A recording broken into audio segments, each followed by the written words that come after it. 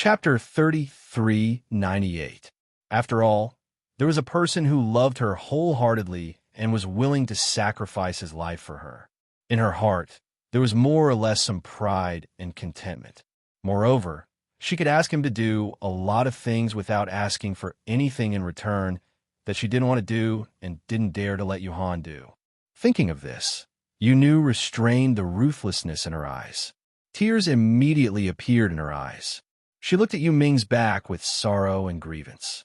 We're still companions, aren't we? Companions? Yu Ming couldn't help laughing when he heard these two words. He curled his lips, and his eyes were full of mockery. From the moment you threw me into that plane and ignored me for 10 years, we're no longer companions. He tilted his head. Half of his face revealed a bit of haze. I am an alien that was abandoned. After I returned from that plane, I decided to abandon all of you as well. Yu Ming. Yu looked at him in disbelief. Don't tell me you want to go against the Venerable One? The Venerable One. Yu Ming chuckled. Does he still remember that I exist? Yu opened her mouth, but she didn't know how to persuade him. Johan couldn't stand it anymore.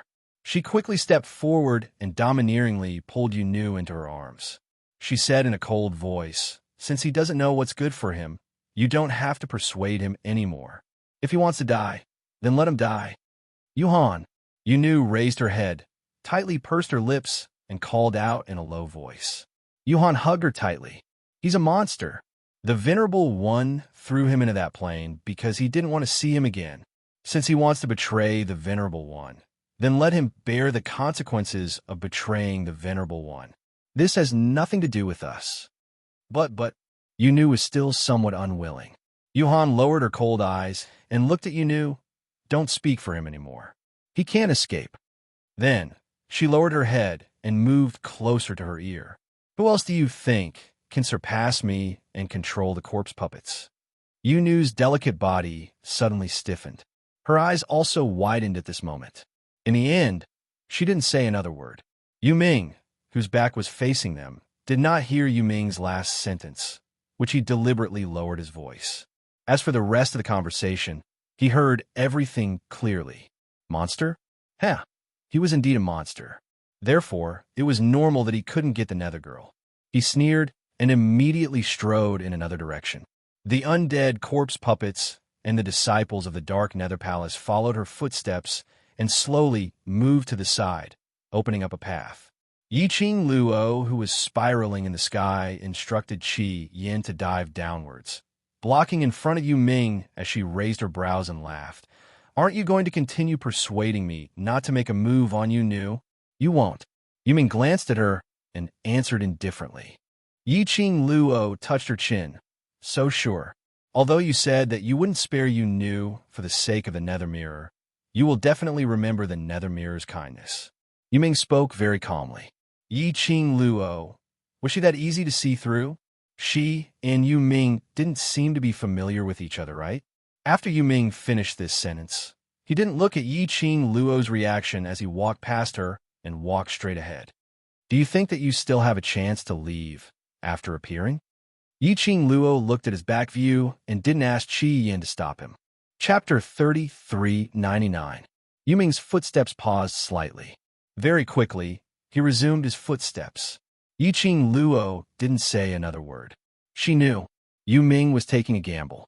Taking a gamble was a completely impossible possibility. Just as Yu Ming passed through the layers of dead corpses and walked out of the battlefield, suddenly, a burst of strong and majestic profound energy, like a sharp blade, pierced towards Yu Ming's direction. That sharp blade, made of profound energy, was as swift as lightning. The naked eye could only see a flash, disappearing in a flash. Yiqing Luo didn't go up to stop it, nor did she have any intention to remind him. She just leisurely leaned on Qi Yan's back to watch the show. Just at this moment, Yu Ming's body suddenly exploded with a burst of raging flame. Bam! In midair, there was an explosive sound of two forces colliding. With a leap, the netherworld leaped into the air. With a backhand, he struck a palm strike towards the direction where the sharp blade came from. TSK. This reaction is not bad at all. Yiqing Luo caressed her chin. smiling as she commented. Bam, bam, bam. Yu Ming struck a counterattack with his palm strike, like a sudden thunder explosion. That large group of dead corpses seemed as though they were blown up, flying out like a fairy scattering flowers. Very quickly, an empty space was blasted out, but the crowd's attention was not on Yu Ming's ability. But in midair stood a tall figure. That person was a man with a tall and robust build, dressed in a black suit, showing off the firm muscles on his body. His body was shrouded in a layer of black shield like halo. The hazy black chi made his face blurred, unable to be seen clearly. Yiqing Luo's vision only fell on that person for a moment. Instantly, her heart suddenly shrank fiercely.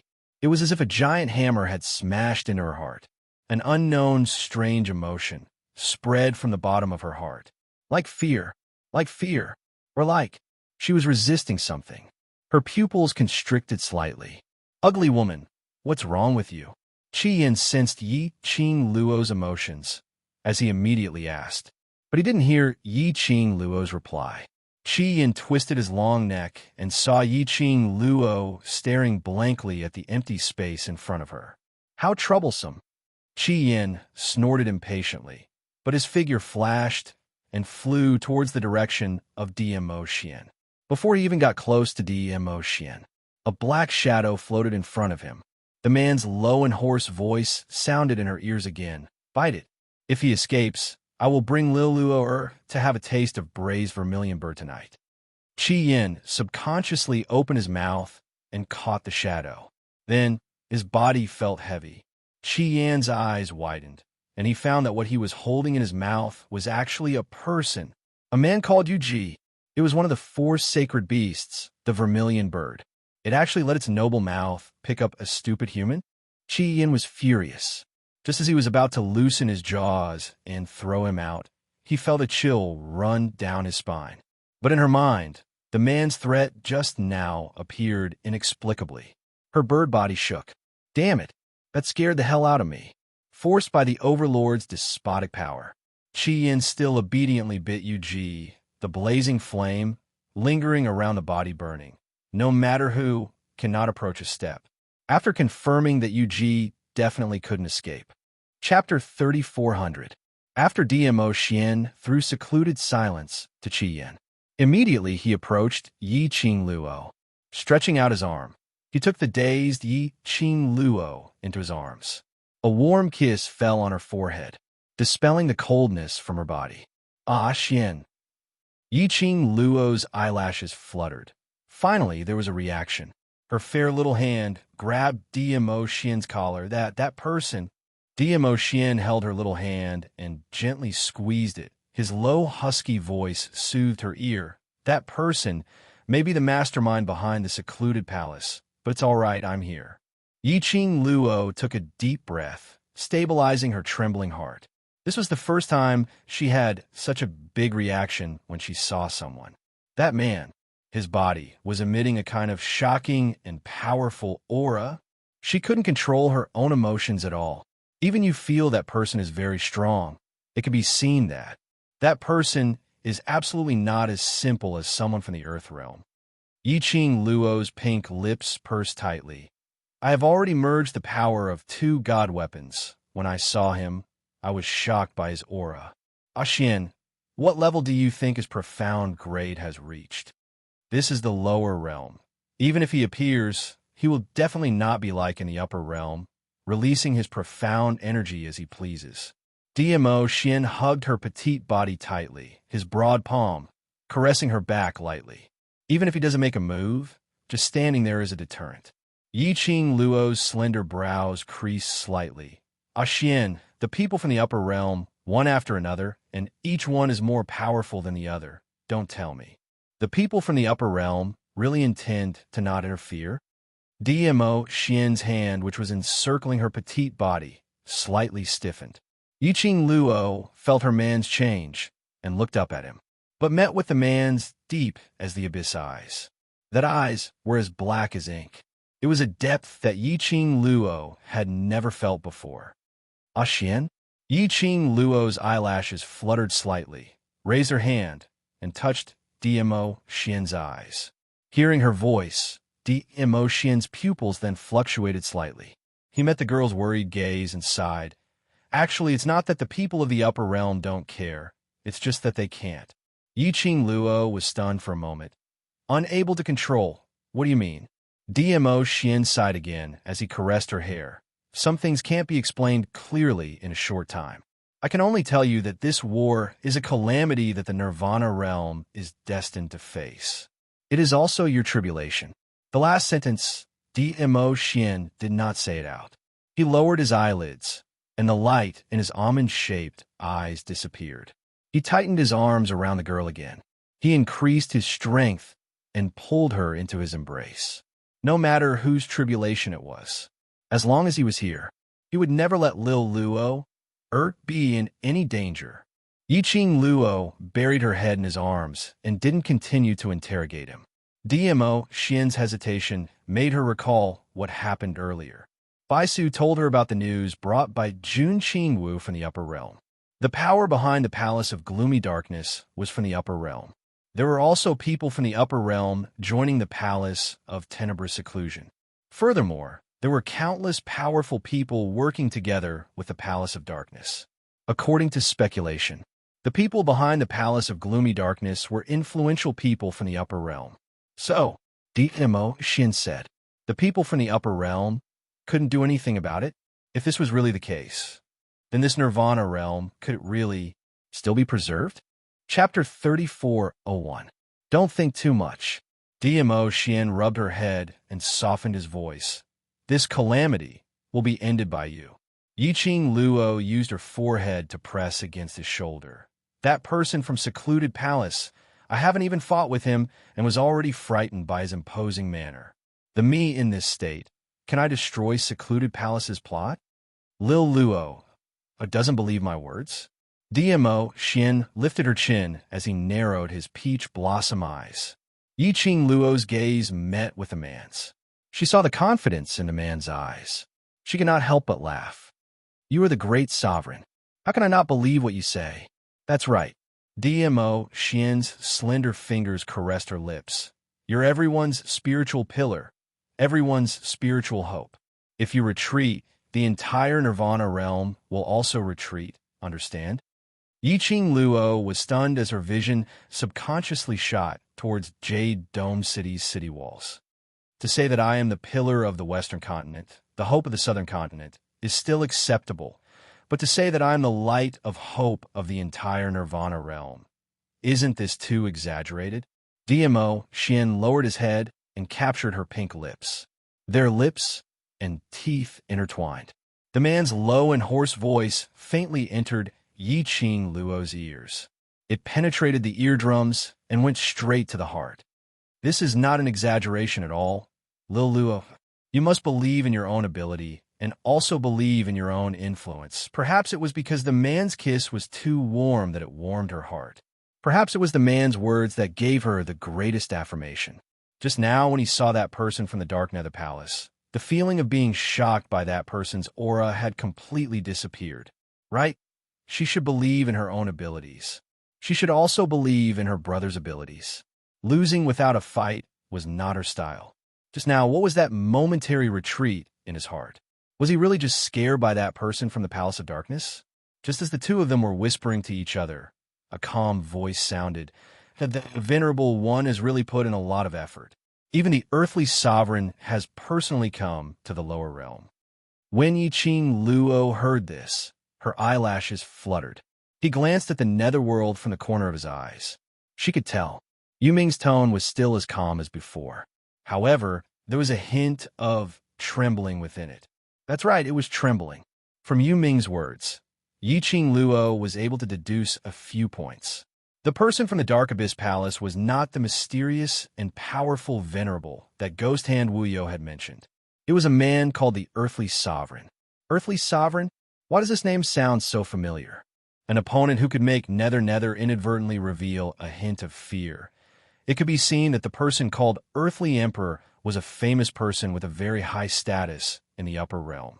The man who was referred to as the Earthly Sovereign stood with his hands behind his back and said in an imposing manner, Yu Ming, you should know the consequences of betraying the venerables.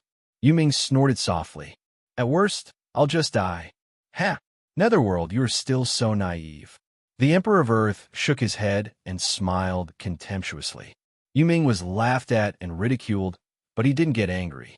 He just looked at the Emperor of Earth expressionlessly. His red eyes were as calm as still water. Whether I am naive or not, this is not important. What's important is, Emperor of Earth, you're the Emperor of the Earth realm and control the entire Earth realm. If the Heaven realm and God realm find out that you knowingly broke the law and sneaked into the lower realm, what will the consequences be? Chapter 34:02. Yu Ming suddenly smiled. I don't dare to interfere, but someone does. His vision pierced through the layers of people and looked at Dmo Xian. The earthly sovereign naturally looked over. It was just a glance. The earthly sovereign's face changed dramatically. His face was ashen and his eyes were filled with shock. After all, he held a high position and controlled the entire land realm. His reaction speed was also quite fast. He clenched his fist, coughed softly, and continued. The Nirvana realm is destined to face such a calamity. Even if the Overlord is here, he must follow his destiny. Yu Ming continued to smile and said, Really? Then I shall wait and see. I shall see whose side fate will stand on. Yiqing Luo finally understood why the name of Earthly Sovereign sounded so familiar. She had heard Old Man Song mention it before. The upper realm was divided into the Earth realm, the Heaven realm, and the Divine realm. Every realm had an emperor who was in charge of it. The Earthly Sovereign was the sovereign of the Earth domain. It was no wonder that when Yiqing Luo saw the Earth Sovereign, they would be intimidated by the imposing manner of the Earthly Sovereign. Yiqing Luo was speechless. Even the Emperor of the Earth realm was ordered to descend to the lower realms by that so-called sovereign. How powerful were the venerable and the people behind the scenes of the Dark Palace? But at this moment, Yiqing Luo was almost certain. Venerable One, or the people behind the Palace of Darkness. Their power must be above the Earthly Sovereign realm. That meant the Heaven realm and a legendary person from the God realm. This emperor also wants to know which side fate will stand on. The Emperor of Earth sneered and suddenly waved his sleeves. Attack. That one word seemed to be able to swallow mountains and rivers, shaking the heavens and the earth. The undead corpse puppets roared. When the disciples of the secluded Darkness Palace heard that this person was the Emperor of the Earth domain, their fighting spirit burned. He couldn't wait to show off in front of the Earthly Sovereign. Then, the Earthly Sovereign took a fancy to him and brought him back to the land to be nurtured. The secluded Darkness Palace disciples rejoiced that they had joined the secluded Darkness Palace. Look, this Dark Nether Palace is so awesome. Even the Emperor of the Earth realm could be called over to help. No matter how powerful that Lord Dizun was, it was impossible for him to kill Dizun.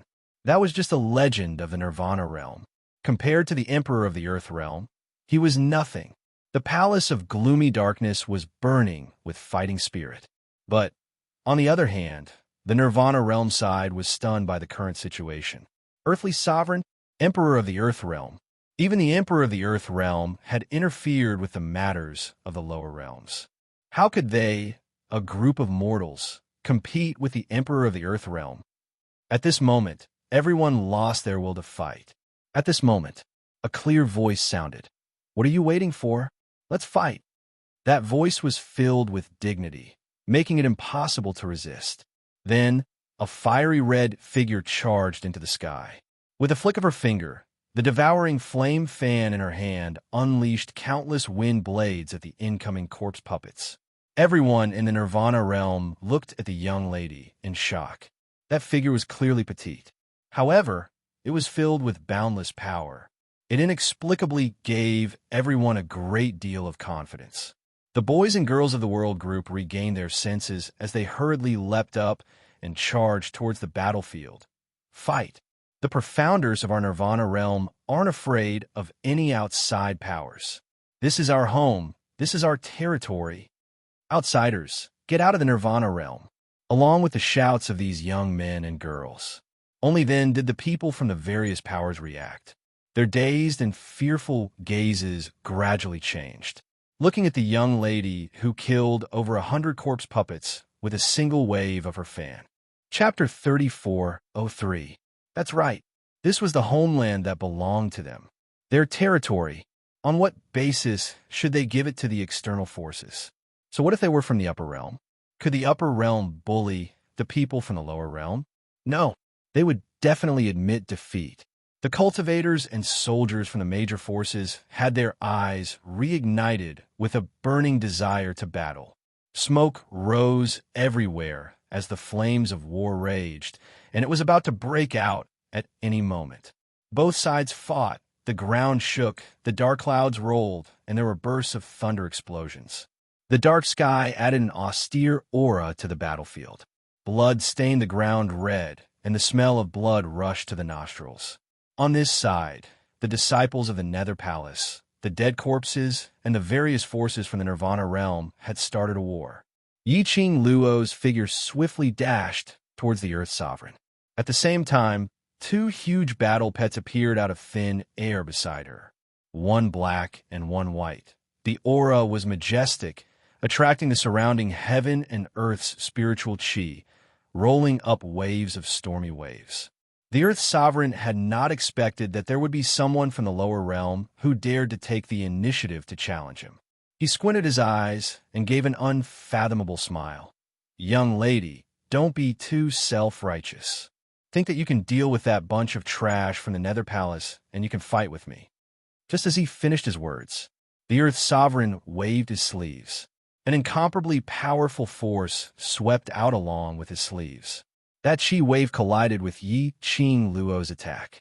In the air, the chi wave collided violently. The people who were fighting around were forced to scatter in all directions by this chi wave. A large area of the battlefield had been emptied.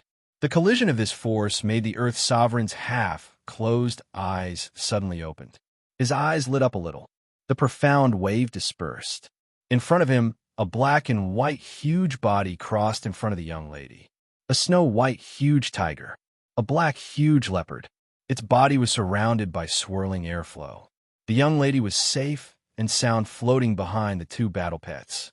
Dressed in red, the flames were like fire. That pair of long and narrow eyes were flickering with a flirtatious red light.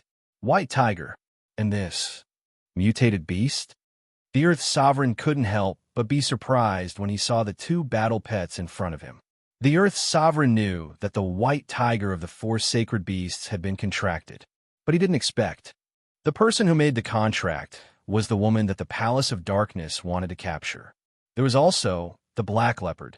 Although it looked like a leopard, it had two black horns sticking out of its head. Others couldn't tell. He was the ruler of the Earth realm and had seen many things.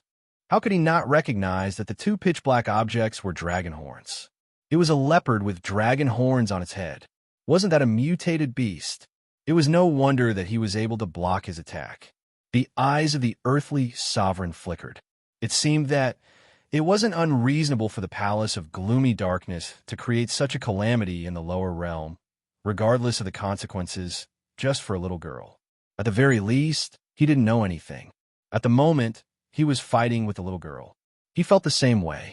There were too many surprises on this little girl. What a pity. The earthly sovereign's eyes suddenly turned cold. An even more majestic power swept out. His figure flashed as he closed in on Yi Qing Luo and launched his attack. The speed of the earthly sovereign was extremely fast. After all, after the profound sky realm and above. The difference between the profound ranks was too obvious. Yi Qing Luo had no time to react at all. The earthly sovereign had already appeared in front of her. The punch that came crashing down was powerful and tyrannical, and it was emitting a strong, profound energy. If it wasn't for Chi who bit Yi Qing Luo's robe and quickly pulled her back. If that punch landed on Yi Qing Luo. Chapter 34:04. But that powerful energy created a remnant, might, which shocked Yi Qing Luo. Borrowing Chi support, Yi Qing Luo stabilized herself, but her chest was still feeling stuffy. A fishy sweetness surged up her throat. Under Chi support, Yi Qing Luo stabilized herself. There was a trace of blood at the corner of her lips. Yi Qing Luo raised her hand and wiped off the blood which was caused by the remnant might. A glint flashed past her pair of narrow eyes. The current Yi Qing Luo, indeed, in everyone's eyes, was the spiritual pillar, the light of hope. She was like a savior. The various powerhouses people saw Yi Qing Luo retreating and throwing up blood. Their minds turned cold as their attention uncontrollably gathered on Yi Qing Luo. They were very clear. Now the only one who could give Nirvana Realm a miracle was Yi Qing Luo. If Yi Qing Luo fell, Nirvana Realm, then there was no hope. Everyone clearly heard what the earthly sovereign said just now. This great battle was the predestined calamity of Nirvana Realm, and Yi Qing Luo was the key to this calamity. Everyone's thinking and attitude made the world mercenary groups people angry and annoyed, but there was nothing they could do. Yin Xiao Yi couldn't hold it in as she kept the sickles in her hands, as she stared angrily at those people whose battle power had plummeted because of Yi Qing Luo's injury. You bunch of self-proclaimed seniors from the various powerhouses. Can't you have some face? Yin Xiao Yi used her profound energy to spread this round of cursing to every corner of the battlefield. The various powerhouses' representatives' faces sunk. They wanted to berate her back. But on seeing Yin Xiao Yi's the World Mercenary Group uniform, all their words were swallowed back. The World Mercenary Group, that was Yi Qing Luo's mercenary group. No matter how angry they were, they had to give Yi Qing Luo some face. The general of the East Billow continent commanded his soldiers to disperse the corpses and puppets in front of him to one side. He then turned his head and looked towards Yin Xiao Yi to smooth things over. Miss Yin, I know you're worried about Imperial Madam. Now is the crucial moment. We absolutely cannot have any internal strife. Everyone nodded their heads repeatedly and looked at Yin Xiao Yi and those young boys and girls behind her with a "why are you so insensible" expression. Yin Xiao Yi was angered to the point of laughing. Nirvana Realm's life and death situation. You bunch of old seniors have placed all your hopes on a 15-year-old little girl. Do you think you guys really care about face? That's right. You guys are too shameless. If Kitty was my big sister, I wouldn't care about your lives. Kitty Lee puffed up her cheeks in anger. And Rua Pan also stopped her battle as she walked behind Yin Xiao Yi and looked at those unfriendly expressions. This battle, perhaps it might really be Nirvana Realm's destined calamity, but it doesn't represent that this is Madame Qing Luo's calamity. Don't push all the pressure onto Madame Qing Luo. Someone in the crowd was unconvinced. She's so powerful, taming a saint beast, possessing a divine artifact, and dealing with undead puppets. Since she's so powerful, isn't it only natural for her to protect the Nirvana Realm? Yin Xiao Yi was so angry that she gripped the blade of the black scythe tightly. She couldn't wait to rush forward and slash one of them to death. Chapter 34:05. Don't think that we don't know what you're thinking about. Yin Xiao Yi gave a cold harumph. If we lose this battle, are you going to push all the responsibility onto Qing Luo? To make Qing Luo become a sinner? Everyone's gaze evaded. How? How could that be? In fact, they were indeed thinking in this way. The crux of this battle was Yi Qing Luo. If they lost this battle, that would be Yi Qing Luo's responsibility. But these words, they naturally didn't dare to say it out. Don't think that everyone is an idiot. You're a bunch of shameless cowards, placing your hopes on a 15-year-old young lady. I don't know where you get your face from to claim that you're the representatives of the various powerhouses. Yin Xiao Yi was still berating them with righteous indignation. Suddenly, a yell interrupted her. Xiao Yi, that's enough. That voice was as cold as ice, but it was extremely dignified. Long Yunjian walked slowly to the front of Yin Xiao Yi, blocking the few of them behind him. His azure blue eyes stared fixedly at the representatives of the various factions in front of him. His expression was indifferent as his tone was icy cold. Everyone, I'm sure you're very clear that this battle is no longer a small scuffle in Nirvana Realm, but it involves the invasion of the upper realm's external forces. I know that everyone here has a family. Today our battle is not only to survive, but also to prevent our family members from being invaded by the external forces, to not suffer. The reason why you're here, isn't it because you want to chase the external forces out of Nirvana realm? The reason why you're standing here, isn't it because of your family, for your home, for our territory? Obviously, it was just an extremely calm tone, but unfortunately, it was able to easily ignite that unseen flame in the depths of everyone's hearts, as long as they met that pair of azure blue eyes. Inexplicably, they wanted to believe his words. This battle is not only Qing Luo's responsibility, not only are the world mercenary group's responsibility, not only your various continents and various powerhouses' responsibility. Long Yinzhan suddenly raised his book as his long sword pointed towards the sky. His imposing manner was like a rainbow. This is our Nirvana realm's responsibility. Boom!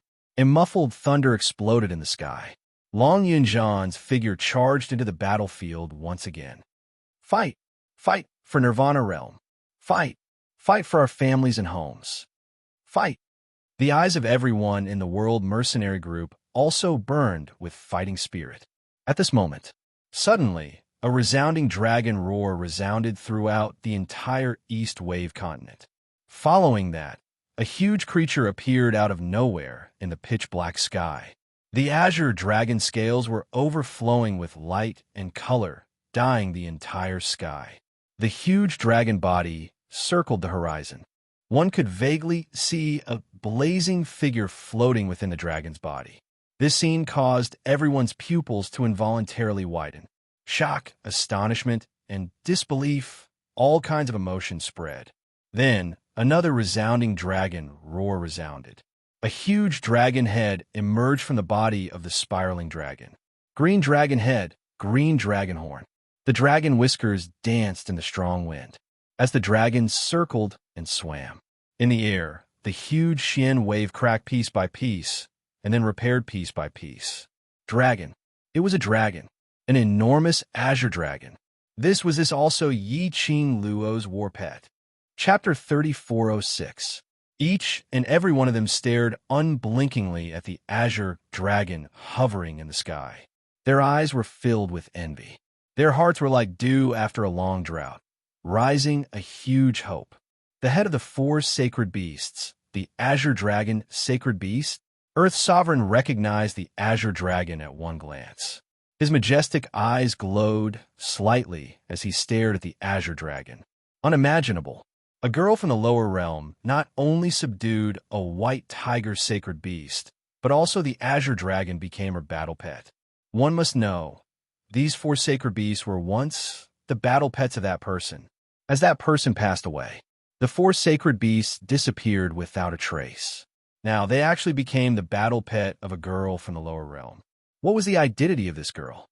That person from the secluded palace targeted Yi Qing Luo. Was it really just because Yi Qing Luo blocked his way?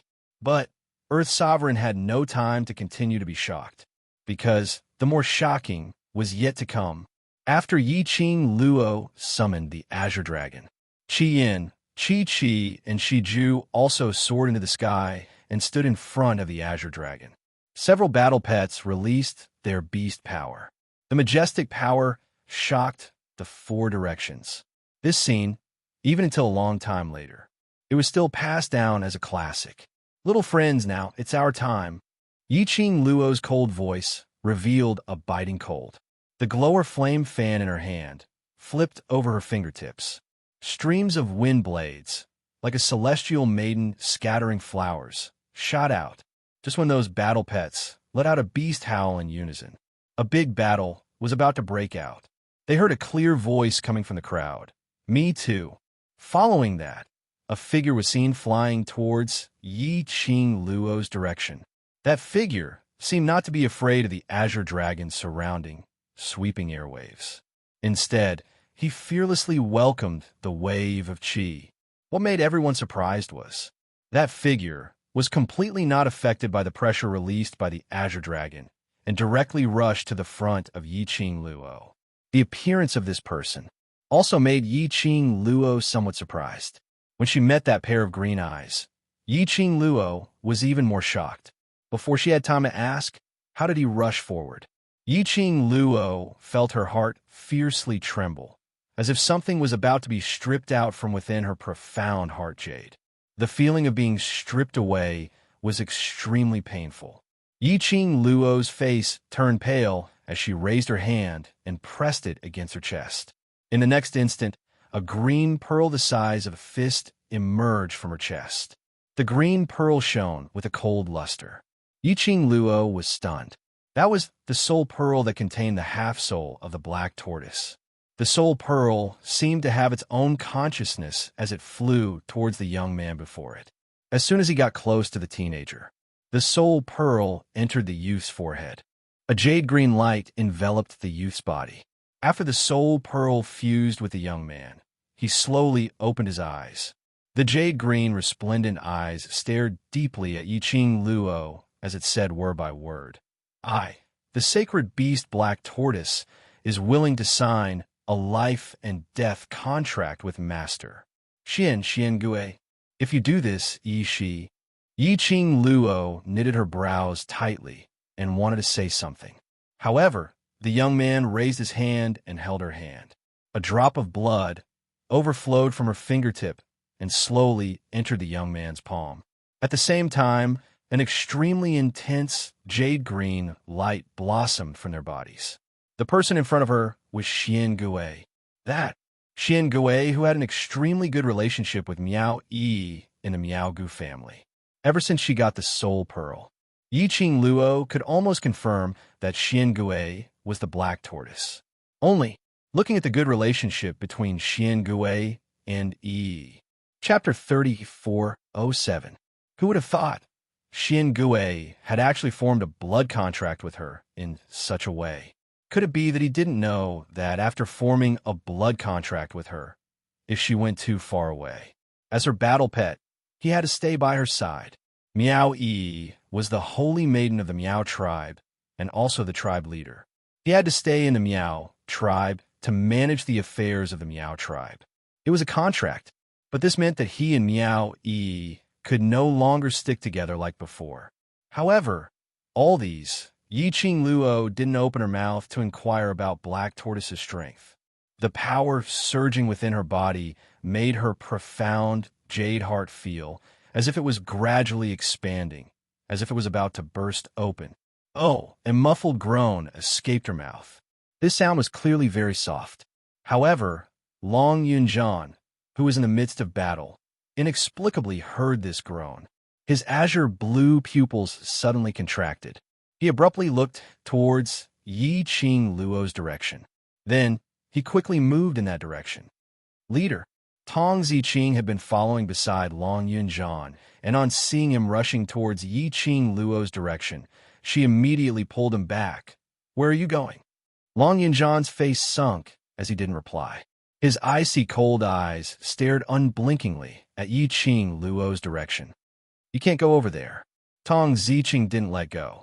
Qing Luo is in pain. Long Yunjian frowned as he struggled free from Tong Ziqing's hand and walked past her. Calm down. Tong Ziqing stood in front of Long Yunjian once again. If something really happens to Qing Luo, the Overlord will not stand by idly. If you rush up now, you will be injured. It was said that people who fell in love were stupid. Tong Ziqing now completely believed this sentence. Yes, Yiqing Luo indeed looked like she was in pain. It floated in the air, shrouded in green light. Her beautiful face was faintly discernible under the green light. Vaguely, one could see her slightly furrowed brows and the expression of pain on her face. But could Long Yunjian not see that around Yiqing Luo's surroundings, the spiraling green dragon, the erect white tiger, and that flying vermilion bird, as well as the Shiju, which was standing right in front, defending the surroundings? If he rashly rushed over, he probably wasn't even close to Yiqing Luo. They would have been devoured by the beastly aura released by the battle pets. Didn't they see that the earthly sovereign over there didn't dare to act rashly? He liked Yiqing Luo that much. Did he love her so much that he didn't even care about his own life? Tong Ziqing suppressed the pain in her heart as her hands tugged onto Long Yunjan's sleeves as her voice carried a tinge of begging. Qing Luo is really fine. Look at the Overlord, he's still standing there looking at Qing Luo. That means that Qing Luo is really fine. I just don't wish for you to get hurt. The woman, who had always been cold, was now speaking to him in a pleading tone. Long Yunjan didn't know why, but he felt a part of his heart violently contract. His tightly clenched fists gradually loosened. His vision slowly shifted from Yi Qing Luo's direction to Di Mo Xian, and finally, onto Tong Ziqing's face. The woman's delicate face looked a little embarrassed. His eyes were slightly red. There was a hint of bitterness in his voice. However, just as he was about to investigate further, the woman's eyes quickly returned to their usual coldness. Long Yunjan's heart inexplicably twitched again. He subconsciously held the woman's hand. Got it. Chapter 3408. However, it was wide enough to wrap around her hand. Tong Ziqing was stunned, and her eyes were filled with disbelief. She moved her gaze stiffly. In the end, it stopped at the hand that Long Yunjan had taken the initiative to hold her hand. She was so happy that she was about to burst into tears. This was the first time that Long Yunjan had taken the initiative to hold her hand. It was different from the past. It was either dangerous or instructive. Instead, he was really holding her hand. Moreover, he had really dispelled the idea of going over to Yi Qing Luo's side. Does this mean she was in his heart? Actually, he already had a little bit of status. Tong Ziqing's eyelashes trembled slightly. She lowered her eyes. Her thick and long eyelashes cast a faint shadow on her face. She didn't allow Long Yunjan to go over to Yi Qing Luo's side. Not because he was jealous of Yi Qing Luo, or perhaps he wasn't willing to see Long Yunjan putting in so much effort for Yi Qing Luo. It was the onlookers who saw things clearly. Compared to Long Yunjan, she was just calmer. Because they knew that in this world, the person who cared about Yi Qing Luo the most wasn't there the world group, but the Overlord. If Yi Qing Luo was really in pain and something really happened to her, the Overlord wouldn't just stand there, staring at Yi Qing Luo without blinking. Therefore, she couldn't let Long Yunjan take the risk. Most importantly, the Overlord's jealousy did not make any sense at all. If Dizhu knew about this, Long Yunjan's feelings towards Yi Qing Luo, I'm afraid, His Majesty's jealousy will cause a great commotion again. In the meantime, Mo Xian, who was originally standing on the original spot, without moving suddenly flashed and speedily skimmed to Yi Qing Luo's side. This scene caused Long Yunjan, who had just given up on the idea, to narrow his eyes and look in that direction. Qing Luo. Long Yunjan spat out 2 words hoarsely. A trace of worry surfaced in Tong Ziqing's eyes. This time, she did not stop him. Instead, she let go of Long Yunjan's hand. She was certain that Yi Qing Luo was fine. It was all because of the Dizun's attitude. But Long Yunjan didn't act like what she expected, immediately charging towards Yi Qing Luo. Instead, he raised his sword and pierced through the disciple of the Palace of Darkness who was sneaking up on Tong Ziqing. Then he pulled Tong Ziqing into his embrace and kicked away all the enemies surrounding him. Tong Ziqing's face crashed into his chest. He could smell a fresh, ocean-like scent. She was a little dazed. What are you waiting for? Let's get rid of these trash from the Palace of Darkness first. Long Yunjan's voice came from above. Tong Ziqing blinked her eyes in confusion. When she came back to her senses, only then did she realize that Long Yunjan had already brought her to a safer place. The man released her waist and touched her forehead with his ice-cold palm. What's wrong? Are you hurt somewhere? Tong Ziqing hurriedly took a step back.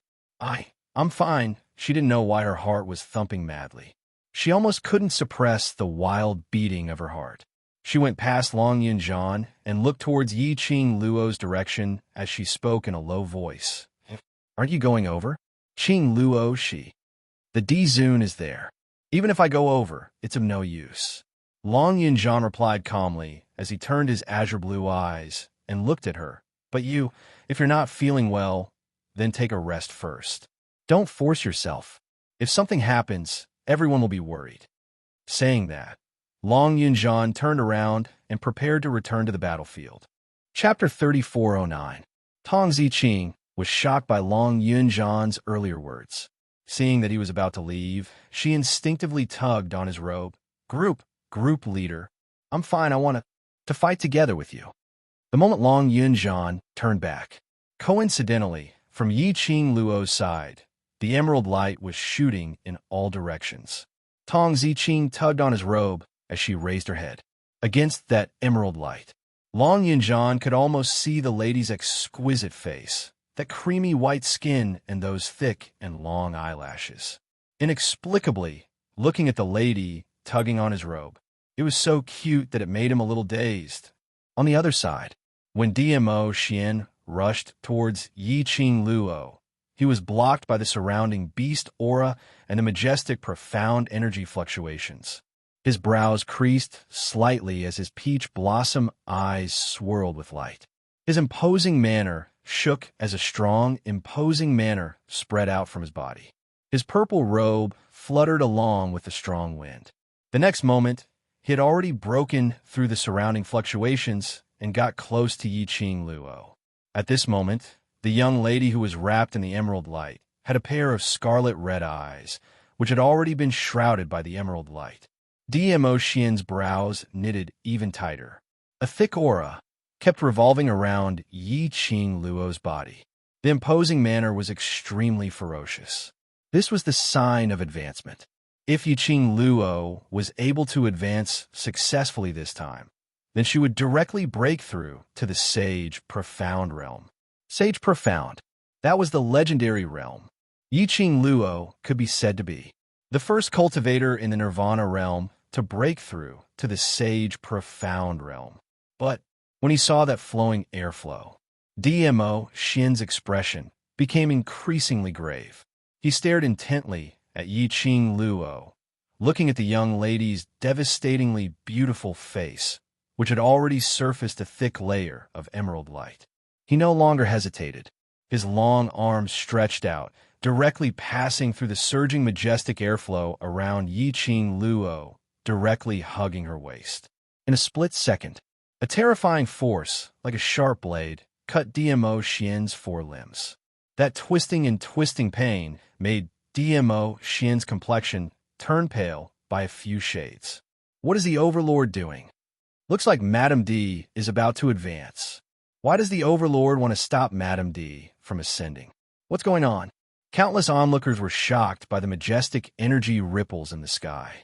They involuntarily focused their gazes on the two figures in midair. Logically speaking, but now, Madame D was able to ascend. If he were to fight with the earthly sovereign, he would have more confidence. Why did the Overlord stop Madame D from advancing? He was right. Dmo Xian's action was to stop Yiqing Luo. The man's purple robe fluttered in the air. The powerful dark force danced wildly. It kept colliding with the jade light on Yiqing Luo's body, squeezing and colliding with each other. No matter how that jade light formed into a sharp blade, it twined around Dmo Xian's body. Dmo Xian had not let go of Yiqing Luo's waist. While the two forces were suppressing each other, Dmo Xian suddenly raised his other hand. Purple light swirled in his palm, pressing down on Yiqing Luo's chest. Swish! Encircling her body, that surging majestic energy violently pushed against Dmo Xian's palm, which was pressing down. His purple robe fluttered, his jet black hair flew. The two forces intertwined and collided, the momentum rising steadily. The entire East Continent started to shake violently, tremble. Sand and hurricane surged violently. Chapter 3410.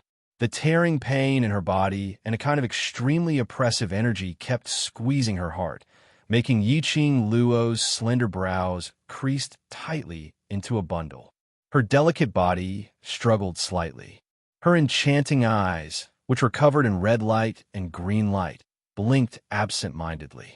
Lil Luo, can you hear me? She could vaguely hear the man's deep and mellow voice in her ears.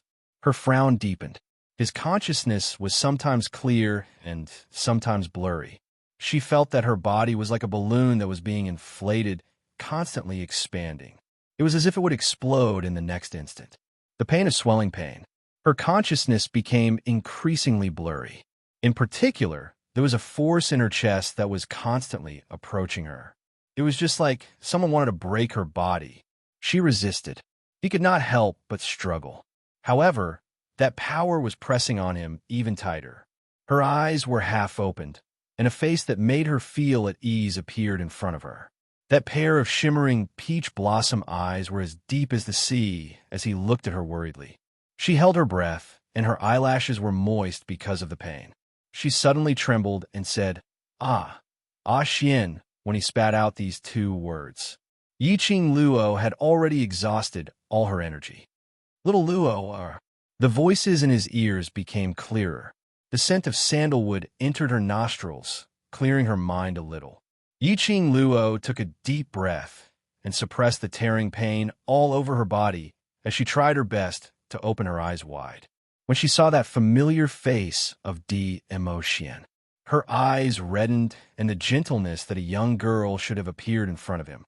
"Ah, Xian, as long as you can hear me." Di Emotion heaved a sigh of relief. Yiqing Luo suddenly felt a dull pain in her chest as she groaned. Lowering her eyes, she saw the man's palm hovering over her heart. Powerful, profound energy gathered in his palm, whereas the air waves that lingered around her body were resisting Di Emotion's approach. This is Yiqing Luo naturally knew clearly what the tearing pain in her body and the dense heaven and earth spiritual chi around her represented. It was like a whirlpool lingering around continuously. It was a sign of advancement, an opportunity to break through. Right now, she was at the 9th rank of the sky profound realm. He wanted to break through to the sage mystic realm, the legend realm. This opportunity was hard to come by in 1,000 years. Now, after forming a blood contract with the black tortoise, she seized this opportunity to break through. But the emotion's actions. He was obviously trying to stop her from breaking through. Di Emotion wanted her to give up this rare opportunity to break through. However, if he gave up this time, next time, it would be very difficult. He seemed to have noticed the confusion on the girl's face. The man did not explain. He only used his obsidian eyes, resplendent and deep, to stare deeply at her. His tone was extremely serious. "Lil Luo, do you trust me?" "I do," he answered without hesitation. How could he not believe it? In this world, the person she trusted the most was Di Emotion. Di Emotion's thin lips curled up slightly, as his jet black hair fluttered wildly on his shoulders, further accentuating that peerless countenance of his, adding a tinge of treacherous evilness. "Trust me and leave it to me." His voice was cold and calm. He was so firm that it was impossible for anyone not to believe in him. Yiqing Luo's thoughts moved as her charming eyes were slowly filled with warmth. She forcefully pulled the corners of her lips as she revealed a faint smile. "All right." Her words had just ended. She slowly exhaled a breath. Chapter 34:11. Di Emotion gazed deeply at the young lady's alluring face. His eyes were filled with pampering and tenderness. Then, his pupils congealed, solemn and firm. Whoosh! His entire body shook. The profound energy in his palm grew stronger and stronger. Yiqing Luo's slender brows were tightly knitted together in pain. Her breathing also became heavier. But this time, she had no intention to resist. In her mind, the man's low whisper echoed in her ear. "Do you believe me? Believe. Believe him. Leave everything to him." Body and mind gradually relaxed. That gush of airflow, which was lingering around Yiqing Luo, gradually subsided because she had no intention to resist. Di Emotion's palm covered Yiqing Luo's chest. Hu, just at this moment. From Di Emotion's palm, on Yiqing Luo's chest, endless hurricane and the profound energy waves rolled violently, wantonly intertwined. The vast, profound energy was like a huge tsunami billowing. Yiqing Luo felt the pain in her body. She groaned in pain, as if there was some power twisting her heart, entering her profound jade heart. "It's all right. It's all right." Just at this moment, a gentle male voice rang beside her ear. A warm kiss slowly fell on her lips. Perhaps this wisp of warmth was like a spring that flowed through the limbs and bones of his body. The intense pain and swelling sensation in his body gradually dissipated along with the warmth. Her consciousness gradually recovered. Her long eyelashes fluttered a few times and slowly opened her eyes. Coincidentally, she met the man's deep peach blossom eyes. "Ah, Xian." She opened her mouth. Her voice was still a little hoarse. DMO Xian rubbed her hair. "It's all right." Indeed, it was all right. All the discomfort in her body was gone. Even the feeling that he was on the verge of breaking through to the next level was gone. But she didn't open her mouth to ask. She was clear, no matter what the reason was. DMO Xian would do this. There must be a reason for it. DMO Xian lowered his eyes, looking at the obedient young lady nestled in his arms. There was a complicated look in his eyes. However, her heart was filled with sweetness and happiness. His little Luo heir really trusted him. He couldn't help but hug the girl in his arms tightly. However, this sweet atmosphere could not last for long on this battlefield. When Earth's sovereign saw DMO Xian appearing, his expression turned extremely ugly. In his eyes, a haze that was hard to be noticed appeared. That high and mighty look, totally not putting Yi Qing Luo in his eyes, had suddenly collapsed at this instance. Ever since Yi Qing Luo started summoning her war pet, everything was going in the exact opposite direction that he had envisioned. White tiger, vermilion bird, azure dragon. Now Black Tortoise had taken the initiative to appear, taking the initiative to set up a life and death blood pact with Yi Qing Luo. A girl from the lower realm had formed a contract with one of the 4 great saint beasts. This was simply too fantastical, okay? Even if this Yi Qing Luo was someone from the lower realm. But none of her battle pets were to be messed with. If he wasn't careful, he would become food for the battle pets. What surprised him even more was Dizun. He didn't just appear in the lower realm. And that intimate attitude between him and Yi Qing Luo. Anyone would be able to tell what the current situation was. At this moment, the earthly sovereign finally understood why the Palace of Darkness would choose him to help the Palace of Darkness. When Earth's sovereign's vision passed by DMO Xian, the haze and fleeting hatred in his eyes gradually became obvious. Chapter 34:12. Overlord. A sneer full of ridicule came out from the mouth of the Earth Sovereign. His voice was sharp and harsh. The two who were still hugging each other frowned and looked over.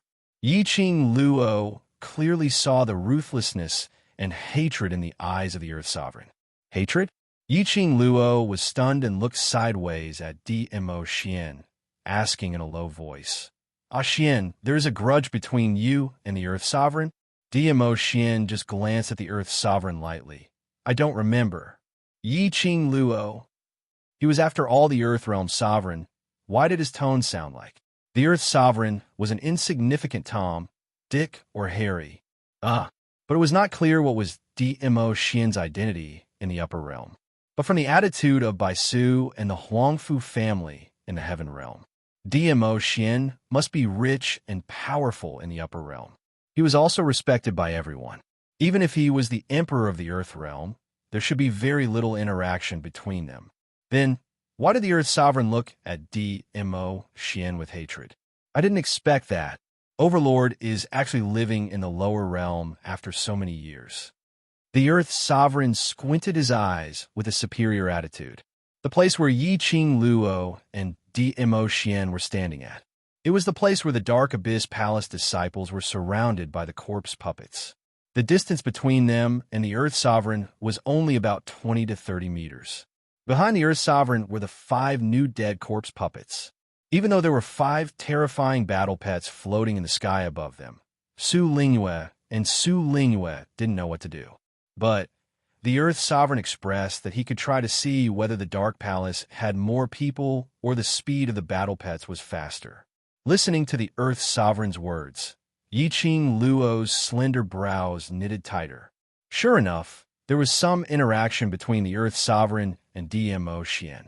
The Overlord came to the lower realm because you like a girl from the lower realm, or because you want to break the Celestial Master's divination? The Earth Sovereign didn't care whether DMO Xian responded to him or not. He continued to say, "This tribulation in the Nirvana realm is destined. Even the Overlord can't break it." His tone was slightly gloomy. A cold, murderous intent surfaced in the depths of his eyes. "If D-Zun insists on defying heaven and changing fate, I can only offend you." At the end of the day, Earthly Sovereign was just looking for a suitable excuse to strike at DMO Xian. Yiqing Luo raised her head and looked at the man who had a calm expression, as though he didn't put the Earth Sovereign in his eyes at all. He guessed right again. DMO Xian's status in the upper realm. Indeed, he was even more honorable than the Earthly Sovereign. This was the first time she had seen someone provoking DMO Xian in such a manner after knowing his identity. He seemed to have seen the look in the girl's eyes that she was watching a good show. DMO Xian's eyes flashed with a doting tenderness. His large palm gently caressed the girl's head. When he raised his head to look at the Emperor of Earth, his face was covered with a layer of frost. His peerless face was as cold as ice. It exuded a strange and horrifying aura. When his shimmering peach blossom eyes swept over the Emperor of Earth, a bone-chilling killing intent assaulted his face. The Earth Sovereign's heart trembled under that intense gaze. He was totally unable to restrain himself and took 2 steps back. This step back made his face suddenly turn livid. Chapter 34:13. Just as the sinister voice fell, countless cultivators dressed in black and white suddenly rushed out from all directions. Those profound practitioners had majestic auras, and they emitted piercingly cold auras. The moment they appeared, all directions were shrouded under their imposing manner. When the members of the various powers in the Nirvana realm saw the appearance of this group of profounders, they were intimidated by the pressure that was being emitted from their bodies to the point that even breathing became slightly difficult. No matter how much they couldn't understand the current situation, they couldn't. They were very clear. This group of people were not from the Palace of Darkness, not those corpse puppets, not the disciples of the Palace of Darkness, but the army of the Earthly Sovereign from the Earth Realm. The royal army of the Earth Realm. When the superpowers realized this, their faces turned as pale as a sheet. No one had expected this. This war between the Palace of Darkness and the Nirvana realm would cause the Earthly Sovereign to come personally, would cause the royal army of the Earth Realm to be mobilized. This batch of royal army of the Earth Realm had about 200 people. Compared to the forces of the 4 continents of the Nirvana realm, 200 people was not considered a lot. But the number was not important. The important thing was these 200 cultivators were the royal army of the Earth Realm. The Earth Realm, the place that the Nirvana realm called the Upper Realm, the place that they yearned for. Each and every one of them was at least above the sky, profound realm. The existence of 1 against 100. Just these 200 from the royal army of the Earth Realm. It was enough to give them a hard time. Not to mention, there were tens of thousands of corpse puppets and the densely packed disciples of the Palace of Darkness. After seeing this scene, even with the help of the Overlord. Furthermore, there were also the 4 sacred beasts that shocked everyone present. The people of the major forces were scared out of their wits. Looking at those ants from the lower realm who were in such a panic, the Earthly Sovereign's heart was greatly satisfied. To him, this group of people from the lower realm were just a bunch of trash, a bunch of ants. Destroying the Nirvana realm was just to give these resources to the more powerful people to enjoy. Especially the Mo Xian wanted to protect the Nirvana realm for a girl from the lower realm. Therefore, he had to cooperate with the Palace of Gloomy Darkness to destroy the Nirvana realm. Let DMO Xian have a taste of how painful it was to lose something important. Earth Sovereign's sinister eyes suddenly shot towards Yiqing Luo. He smiled coldly and rushed forward. Kill. 1 word fell. The royal army of the Earth Realm attacked from all directions. Powerful, profound energy covered the skies of the entire East Wave continent. The royal army moved. The Palace of Gloomy Darkness was even more confident. Originally because of Dmo Xian's attack, because of Yiqing Luo and the four sacred beasts' suppressive might, their morale was instantly ignited. As expected of the palace of gloomy darkness, even the emperor of the land domain could help the netherworld palace. Moreover, there were so many experts of the sky, profound realm fighting alongside them. It was the right choice for them to join the palace of gloomy darkness. The morale of Abysmal Palace burned higher and higher. The major forces of the Nirvana realm were losing their fighting spirit. This scene made Yi Qing Luo's expression sunk slightly. Something tightened around his waist. The man hugged her as he flew away from the earthly sovereign's attack. Yi Qing Luo patted the man's hand lightly as she gave him a light smile. Dmo Xian only took a look at her as he raised his palm and rubbed her head. There was no interaction between the two of them, but just one look was enough to understand the other party's meaning. Chapter 34:14. Dmo Xian loosened his arms and looked at her with a gentle gaze. "Be careful. I will always be here." The man's low and magnetic voice floated into her ears like a feather, stirring her heartstrings. No matter how dangerous this battlefield was, it was impossible for them to survive. At this moment, Yiqing Luo also blushed under the man's loving gaze and his hoarse voice. This man really would never let go of any chance to flirt with her. Yiqing Luo raised her blushing face and gave him a fierce stare. Then she left his arms. With a leap, she leaped into the air and landed on Chi-Chi's back. If she continued to be flirted with by Dmo Xian, this solemn battlefield was about to become frivolous. Nirvana Realm's morale and fighting spirit had been completely obliterated by the 200 over royal army. She had to be a good example. After all, in the eyes of Nirvana Realm's people, she had become the Messiah, even if she was unwilling to be this Messiah. For the sake of Nirvana Realm, she had to bear the responsibility of this title. The Earth Realm's royal army were all Sky Profound cultivators and above. Sky Profound, Earth Profound, Profound Profound, Yellow Profound, which were commonly used in Nirvana Realm, although there was only a difference of one word. However, the difference in strength between the two of them was worlds apart. One must know that in the entire Nirvana Realm, excluding those experts who had concealed their profound rank, there were no more than 20 Sky Profound Realm sovereigns that were known to the public.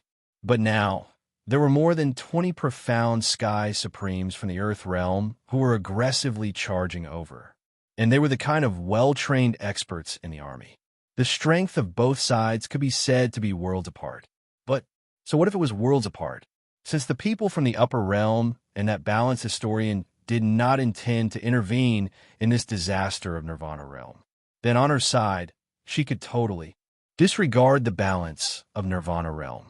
Since Nirvana Realm was destined to be a disaster, then she would turn this calamity into a chance for the Nirvana Realm to be reborn.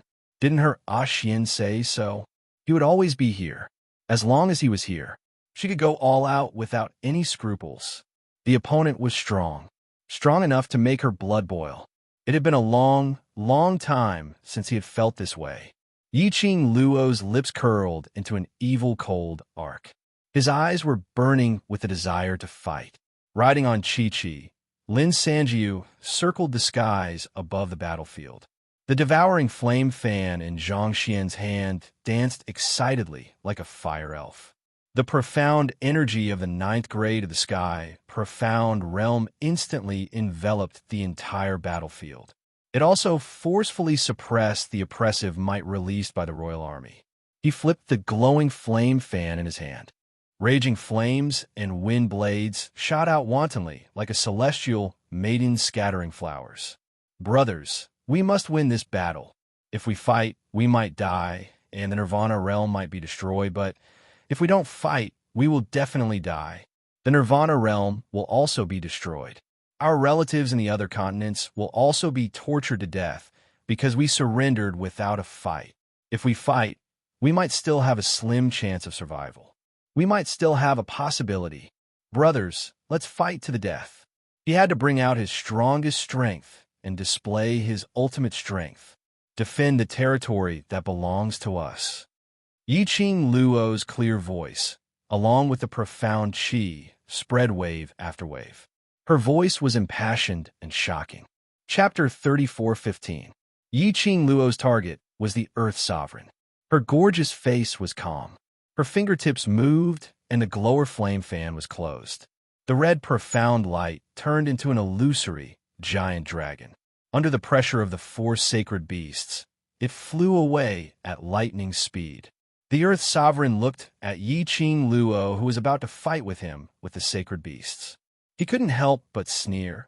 "Little girl, if you had broken through successfully, perhaps I could have more fun.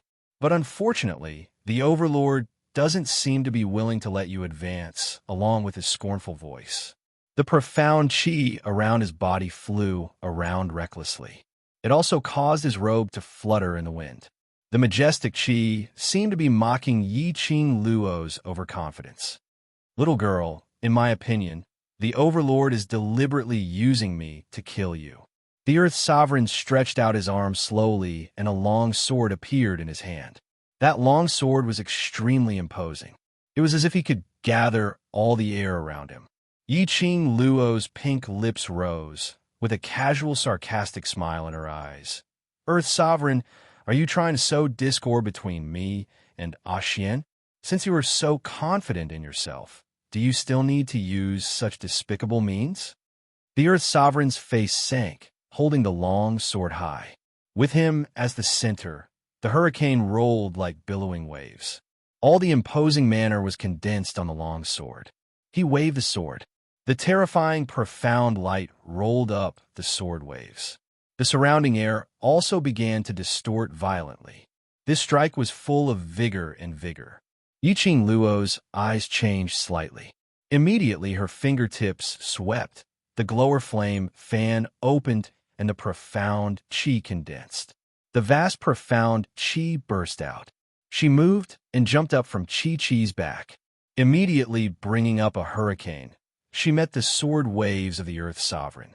At the same time, in the hurricane, Yi Qing Luo quickly changed the glower flame fan, refracted numerous wind blades, like a fairy scattering flowers, crossed the sword waves, and went straight to the Earth Sovereign.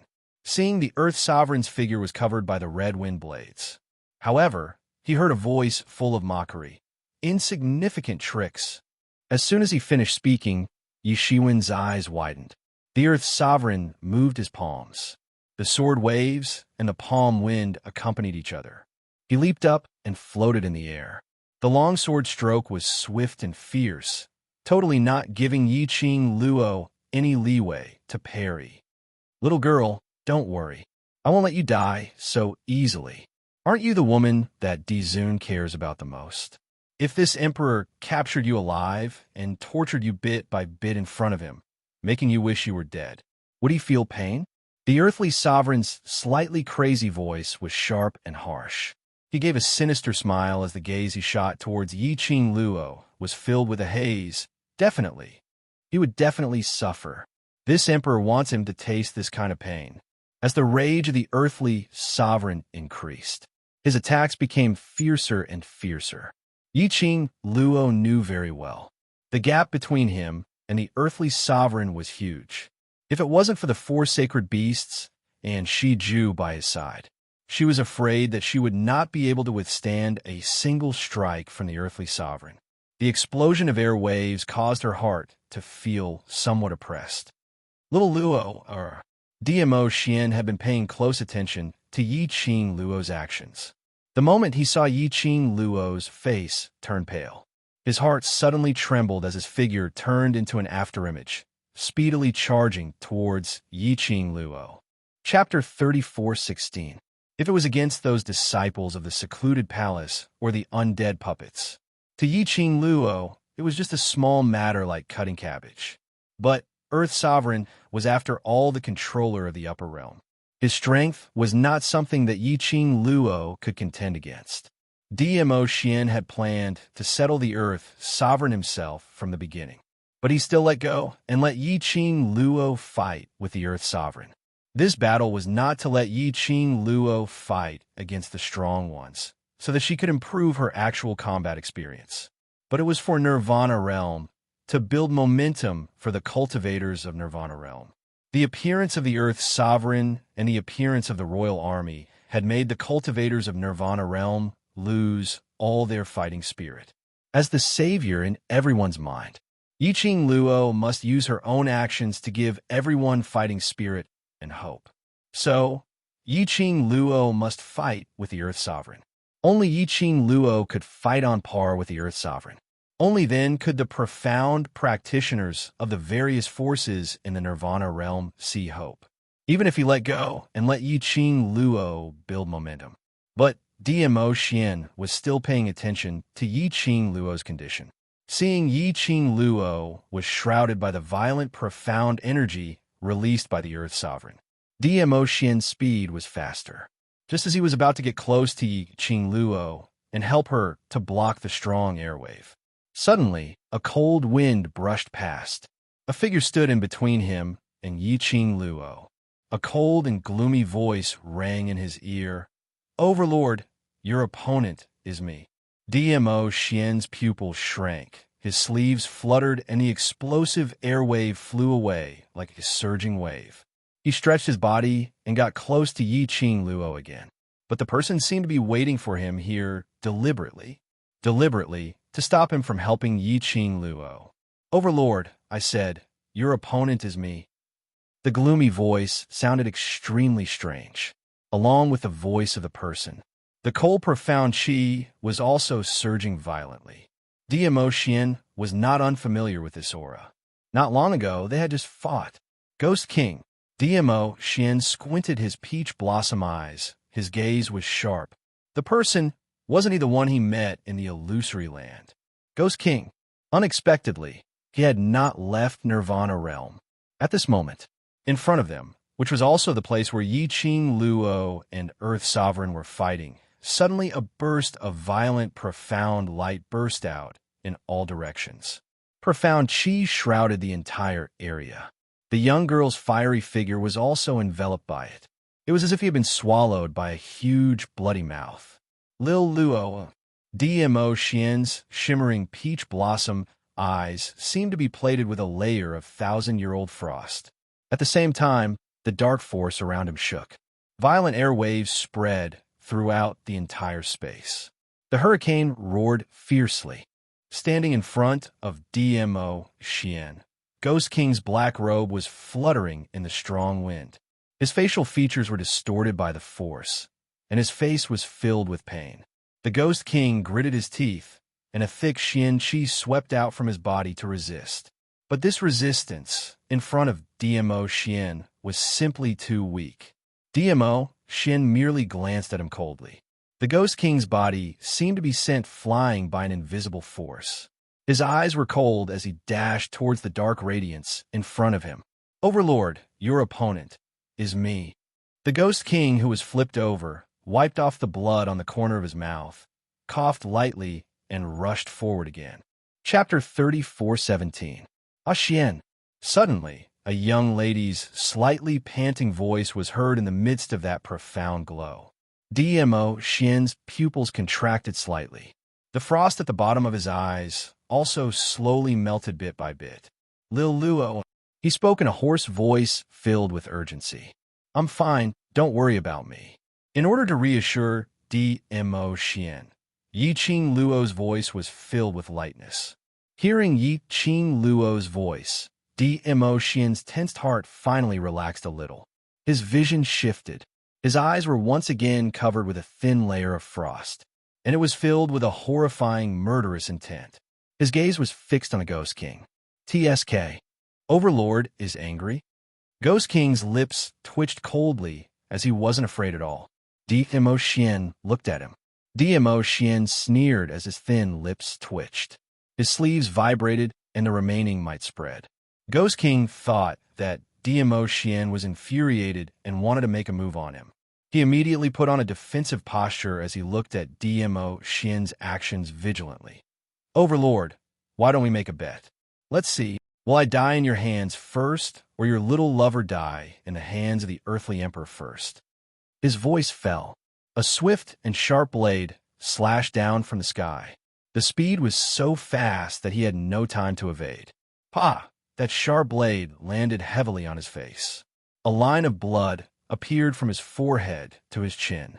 It was still bubbling with blood. But Ghost King laughed instead of getting angry. Ha! Looks like Overlord really cares about your little lover. His laughter stopped abruptly as an icy cold intent filled his eyes. Too bad. She will die in front of me. DMO Xian's expression was icy cold as his vision suddenly fixed on a spot behind Ghost King. His cold and thin lips slightly pursed. You want to be this lord's opponent? You're not qualified. His words had just ended. His figure suddenly blended into the air. Indistinctly, he could only see a purple afterimage flashing past. Ghost King's expression changed as he speedily dashed towards the direction of the afterimage. But before he could make any move, a few powerful forces trapped him within. Then, two old men in white robes leaped out from the crowd. When the Ghost King saw the two of them, he felt a chill run down his spine. His pupils suddenly dilated, especially when he saw one of them. The hatred in his eyes burned wantonly. Ghost Bandit, I've finally found you. Ghost King, the person you're looking for is me. The old man looked at him with an indifferent expression. This battle, you can withdraw from it now. The Ghost King suddenly laughed maniacally. Ghost Thief, who do you think you are? Why should I give up my decision just because you appeared? Things are different now. You can no longer order me around. Holy Pirate. The old man on the side, who was Guei Wu, said, Bring him back and slowly reminisce about the past. Don't distract the children. The one who was called Ghost Thief was Holy Thief, who lived in the World Mercenary Group. Hearing Guei Wu's words, the Ghost King suddenly thought of something. Rapidly turning his head, he looked towards the direction that was still enveloped by the profound light that filled the sky. When he saw DMO Xian heading towards that profound ray, his eyes turned cold as he moved his feet and was about to step forward to stop him. But how would Guei Wu and Holy Pirate, given the chance, to continue causing trouble? One on the left and one on the right, they quickly entangled Ghost King. At the same time, DMO Xian's entire body vibrated with profound energy as it dispersed the dazzling profound ray. The profound ray gradually dispersed. Chapter 34:18. But among the profound rays, where was Yi Qing Luo's figure? Not only Yi Qing Luo, even earthly sovereign's figure was nowhere to be seen. Lil Luo, DMO Xian's heart suddenly constricted. An ominous premonition started to spread from the bottom of his heart. He anxiously searched the surroundings as he extended his senses to the maximum. But within the radius of 100 miles, he totally couldn't sense any trace of Yi Qing Luo's presence. Yi Qing Luo's disappearance was noticed by Guei Wu and God Thief. They exchanged glances and looked at DMO Xian, who was standing in midair with a gloomy aura, as though he was condensed with an austere aura. Why did Yi Qing Luo suddenly disappear? How could she possibly disappear under their eyelids? What on earth was going on? Earlier, wasn't he still able to hear Yi Qing Luo's voice? Or could it be? Guei Wu and God Thief's expressions congealed as their gazes fell onto Ghost King at the same time. God Thief's face no longer had the usual frivolous look as he stared at Ghost King solemnly. It's you. The reason why you appeared is because to let secluded palaces, people bring that lass away. It wasn't a question, but a definite sentence. Ghost King had suffered quite a number of external and internal injuries under the duo's joint attack. Hearing God Thief's words, he propped up his swaying body as he laughed maniacally. Ha ha ha ha, right? It's me. Yes, I intentionally obstructed the Overlord, intentionally giving earthly sovereign enough time to bring that young lady away. I'm Secluded Palace's collaborator. Isn't it normal for me to help Secluded Palace? Ha ha ha. God Thief's expression turned steely green as he hurriedly went forward and grabbed Ghost King's collar. It's really you? Tell me, where did earthly sovereign bring that lass to? One, no, but I'm not going to tell you. Ghost King looked at God Thief's steely green face as he laughed even more wantonly. Ha, I've never expected. The dignified Lord Ghost Thief is actually so worried for a young lady. How ironic. Ghost King. God Thief gritted his teeth as he tugged his collar and shook it hard. Do you know how important that last is to the Overlord? If you don't tell me where the girl is, the Overlord will. Speaking of this, God Thief took a careful look at DMO Xian, who was surrounded by a layer of black gas. He gritted his teeth. When that time comes, I won't be able to save you either. You saved me? The Ghost King couldn't help but laugh out loud. Even tears came out his eyes. You saved me? This is the funniest joke I've ever heard in my life. Ha ha. You saved me? You will save me? Ha! How ironic, how ironic. Ghost King. God Thief was so infuriated by Ghost King's crazed look that he didn't know how to persuade him to reveal Qing Luo's whereabouts. Raising his hand, Gui Wu placed it on his shoulder and shook his head. Forget it, he won't say anything. But, venerable Emperor, Holy Pirate clenched his fists. His muscles tightened. If the Overlord is still rational on account of your relationship with Yi Qing Luo, he might spare his life. Gui Wu lightly analyzed. God Thief looked in DMO Xian's direction. The Overlord doesn't look like he's rational. Yi Qing Luo disappeared right under his eyelids. How could DMO Xian possibly retain his rationality? Chapter 34:19. His arrogant, provocative voice stopped abruptly.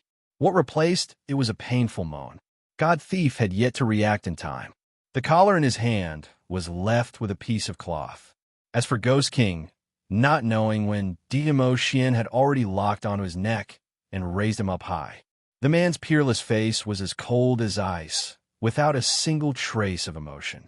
A pair of shimmering peach blossom eyes, as deep as an abyss, gloomy and gloomy.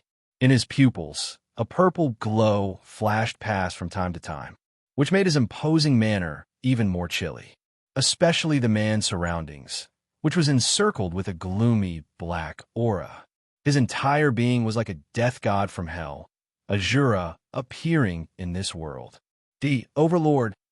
When he saw that man, God Thief's face suddenly turned pale. He called out to DMO Xian carefully. However, DMO Xian didn't even spare him a glance. DMO Xian only locked on a Ghost King's neck as his icy cold gaze stared at Ghost King.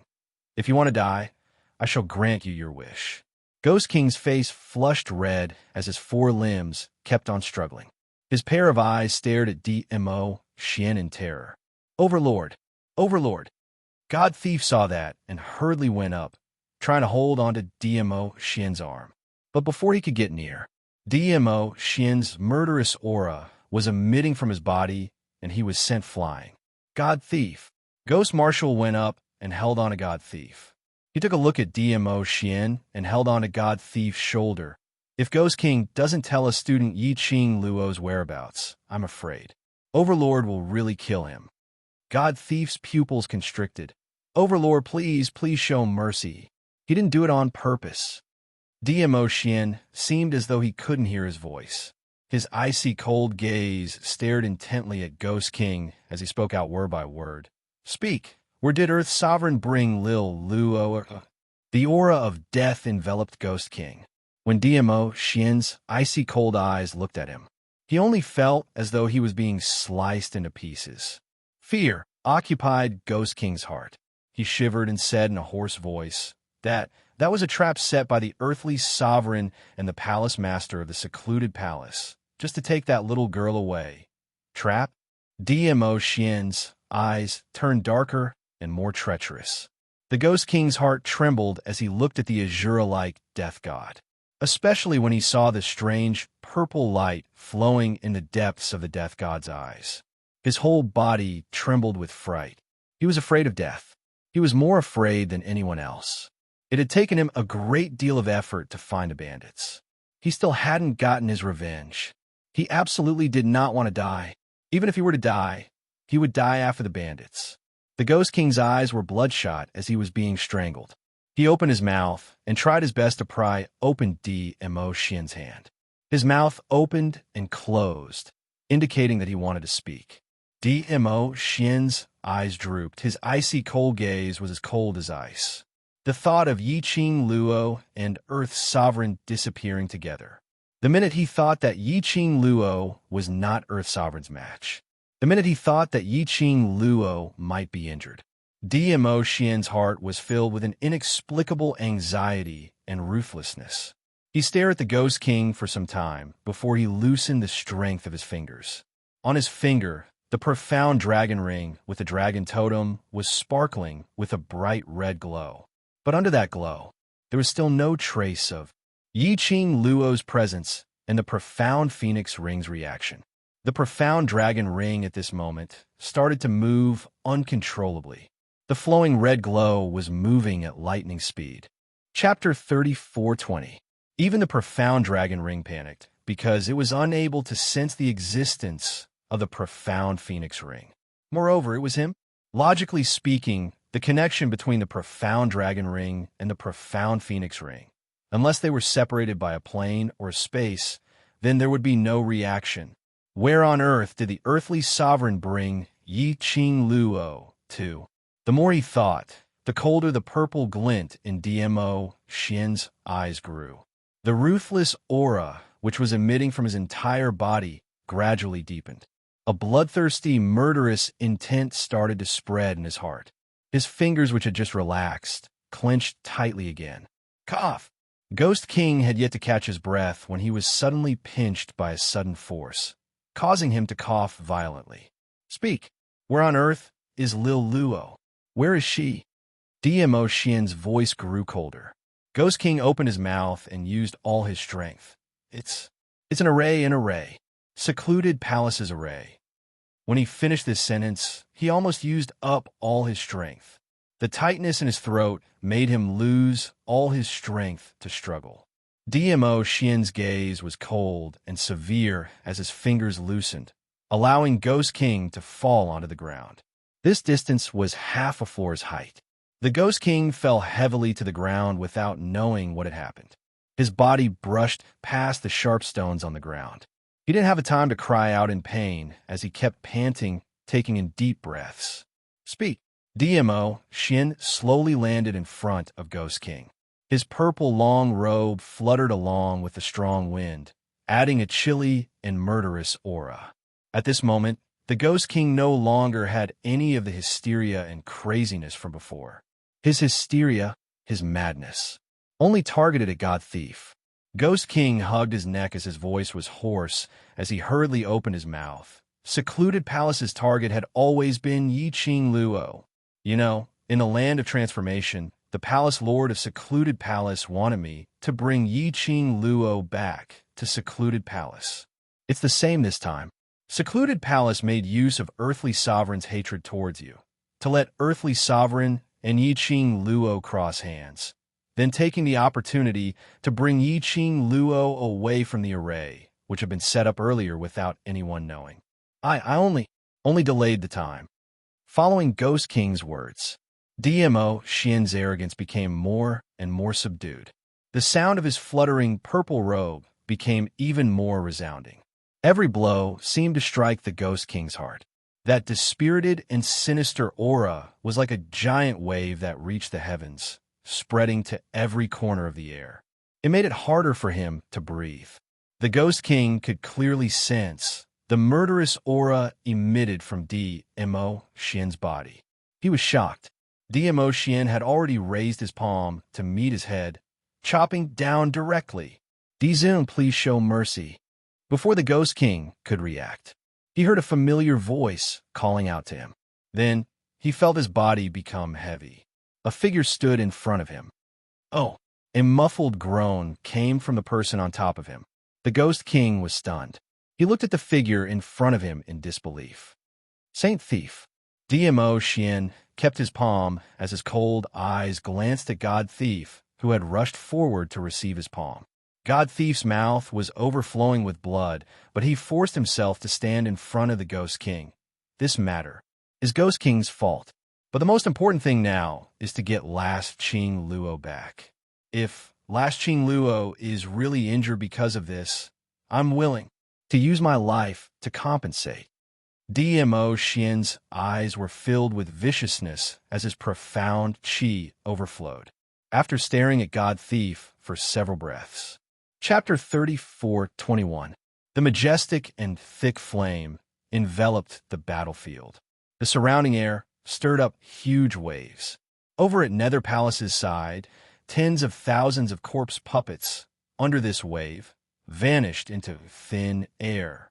And those Nether Palace disciples were also suppressed by this wave of profound chi as they fled in all directions. Dmo Xian was enraged. His aura continued to rise. The entire East Continent's air seemed to be distorted together. The entire space was shaking, squeezing. That palm which God Thief had just suffered, although at the crucial moment, Dmo Xian had retracted the power of his palm. But the remnant power still shook his internal organs. The pressure of this majestic aura. God Thief's body immediately swayed as he fell backwards. Ghost Thief. Ghost King shouted this word in panic. His eyes kept staring at God Thief, whose mouth was overflowing with blood, but his face was deathly pale. His throat felt like it was being choked by an icy cold hand, making it extremely difficult for him to even breathe. Overlord. Gui Wu looked at the man who was shrouded in a gloomy aura as he spoke indifferently. The 3,000 Peach Blossom side has already found out the real location of Nether Palace. If you rush over now, you should still be able to make it. Saying that, Gui Wu's palm moved. A piece of leather floated in midair. Dmo Xian's deep eyes were suffused with a biting cold glint. He stretched out his hand. The leather followed the profound wave as it fell into his palm. He swept a glance at the map as his deep and cold Peach Blossom eyes looked at Gui Wu coldly. Is this true? Peach's ability, you are very clear. Facing Dmo Xian's penetrating aura, Gui Wu's expression was still calm and indifferent. Dmo Xian's 5 fingers which were holding the map tightened. Leave this place to us, this calamity of Nirvana realm. We are already involved in it. We will not sit back and do nothing. Gui Wu said indifferently. The purple light in Dmo Xian's eyes was like the turbulent waves of the undercurrent, surging wave after wave. A few breaths. Without any hesitation, his figure stretched out and turned into a remnant shadow, disappearing. Where did Overlord go? Overlord and Madam Emperor have left. Then what should we do? The various powerhouses watched as the two saviors disappeared from the battlefield. He could not help but feel a sense of fear. There were also many conspiracy theorists who spoke in fear. Did His Majesty and Madame D run away? They couldn't defeat the army of the land. So they abandoned us and fled. As soon as these words left his mouth, regardless of whether it was true or not, everyone's hearts were shaken. For a time, everyone in the Nirvana realm was in a state of panic. Earlier, because of Dmo Xian's rage, the joy of dispersing those 10,000 corpses had suddenly vanished. What nonsense are you spouting? When Yin Xiao Yi heard this, she immediately raised the black sickle blade in exasperation and slashed in the direction of the conspiracy theorist. Are you all blind? Qing Luo was brought away by the Earth Emperor's scheme. What escape? Can't you see that our world mercenary group's people are still here? Can't you see that Qing Luo's war pets are still here? The representatives of the conspiracy theorists were so shocked that they took a few steps back. He wanted to argue, but looking at the aggressive Yin Xiao Yi, and behind Yin Xiao Yi, the unfriendly faces of the young men and women, he was stunned, not daring to say a single word. Even if Qing Luo and Overlord are not on the battlefield, but similarly, the Earth Emperor is not on the battlefield, so the collaborators of the secluded palace will not continue to fight. Long Yunzhan's icy cold voice rang. Chapter 34:22. This battle, no matter if Qing Luo is here or not, no matter if the Overlord is here or not, we must carry on with the battle. Even if we have to drag it out, we have to drag it out till Overlord and Qing Luo join hands to destroy the palace of Abyss Base. Long Yunzhan was the leader of the World Mercenary Group.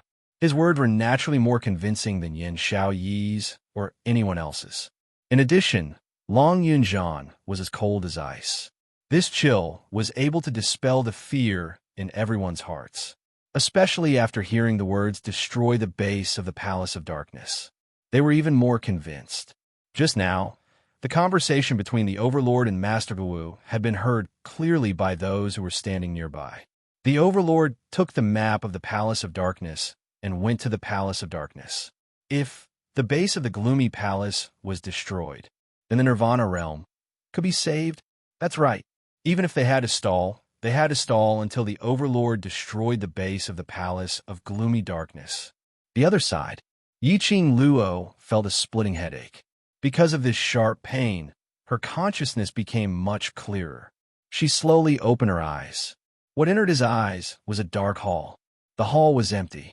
There was nothing on display. A cool breeze caressed their faces, and the entire palace gave off an eerie feeling of emptiness. Yiqing Luo rubbed her head as she surveyed her surroundings. He was a little confused. Where was he? She slowly sat up straight, her head still throbbing with pain. She frowned as she recalled what had happened before she fainted. That's right.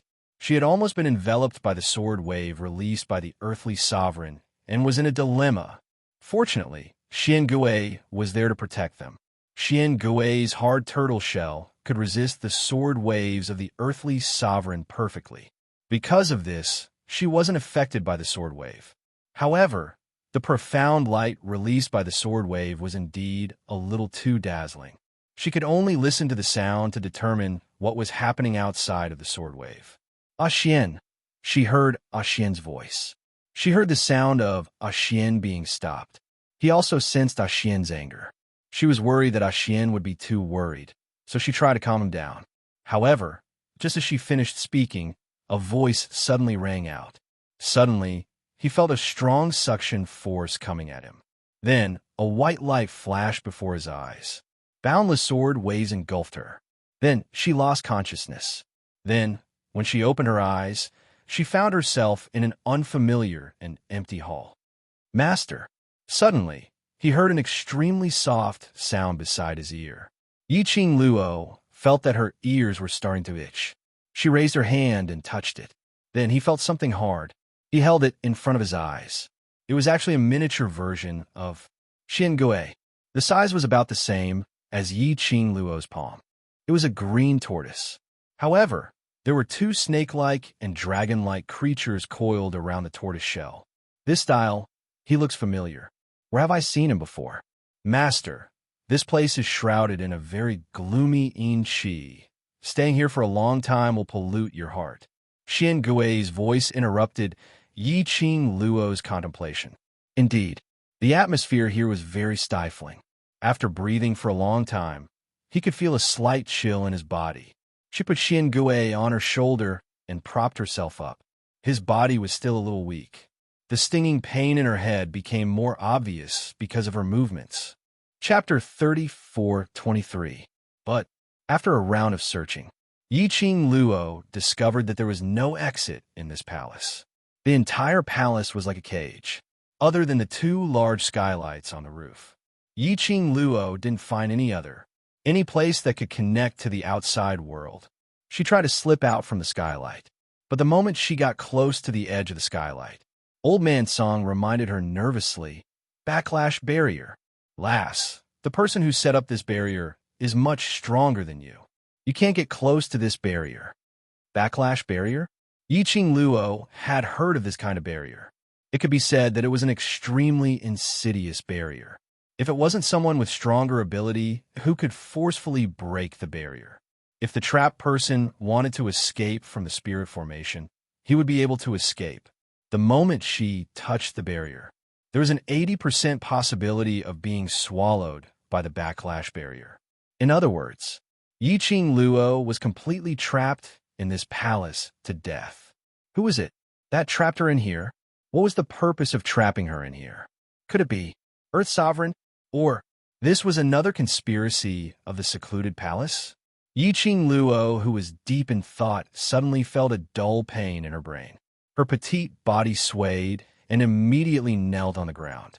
She held her forehead with one hand and pressed it hard. "Master," Xian Gui said worriedly, "the atmosphere here is getting gloomier and gloomier. After a long period of breathing, no matter how strong Master's willpower is, I'm afraid you can't resist the pollution of this atmosphere. Xian Gui's voice lowered, revealing some guilt. If the one beside Master is Vermilion Bird, it must have a way to wash away the gloomy atmosphere here. Yiqing Luo's breathing paused slightly when mentioning Vermilion Bird. Indeed, if Qian was here, its blazing flame could purify the dirty atmosphere here. But unfortunately, before she fell into a coma, she only remembered that Xian Gui, who was standing in front of her, suddenly bit her sleeve. And then, when she woke up, there was only Xian Gui beside her, and the other battle pets. They didn't follow her back to the pet space. But it was good that Shi Ju, Qi Qi, Qi Yin, and Azure Dragon didn't return to the pet space. This also meant that they stayed on the battlefield in the East Continent. There were 3 sacred beasts and an evolving panther dragon on the battlefield. The Nirvana realm would have a higher chance of winning. Don't blame yourself. Yiqing Luo gasped lightly. With you around, I have another layer of protection. Xian Gui's turtle shell was extremely hard. Compared to the barrier that could withstand attacks, it was much sturdier. In this strange place, there was such a safeguard. That way, she would be able to block the fatal damage and have more opportunities to counterattack. Yiqing Luo adjusted her sitting posture and slowly sat on the ground to rest. She shook her head vigorously. He wanted to shake the dull pain in his head to the back of his mind. Little girl, it seems like someone intentionally wants to trap you here and use this filthy, baleful aura to pollute your heart and control you. Old man Song's voice rang out. His voice was like a source of warmth, soothing the dull pain in her head bit by bit. Yiqing Luo held her head and didn't reply. The atmosphere in the palace was getting gloomier and gloomier. It was full of baleful aura. He just walked around the palace a little. She didn't just have a dull headache. Even her heart was somewhat chaotic and impetuous. This was the purpose of the other party to trap her here? Chapter 34-24. Could it be? Was it the Palace of Darkness? A long time ago, the Dark Forces wanted to make use of the profound Yin Qi to control her consciousness. The Dark Forces joined the Palace of Darkness because both parties had the same goal. Then, there was a possibility that the Palace of Darkness wanted to control her consciousness to achieve some kind of goal. Recalling the conversation between Ghost King and the Palace Lord of the Palace of Darkness, they had mentioned it before. What the Palace of Darkness wanted was this body of hers. No matter what method they used, as long as she was still breathing, it would be enough to bring her back to the Palace of Darkness. Yiqing Luo's eyes suddenly lit up. That's right. The Divine Phoenix Profound Heart Jade. The Palace of Darkness wanted to control her consciousness so that she would willingly become the vessel of the Divine Phoenix Profound Heart Jade. And the Palace of Darkness wanted to use her to find the Divine Emperor's tomb. The Palace of Darkness's motive right from the start was these 2 points. Yiqing Luo, who understood the Palace of Darkness's motive, clenched her slender fingers tightly. If that was the case, all the more she could not be influenced by the surrounding Yin Qi. Yiqing Luo shut her eyes forcefully to make her consciousness clearer. Because in the past 10 over years, as the young matriarch of a hidden family in the 21st century, the training she had undergone was unimaginable. Her willpower was much higher than ordinary people by several times.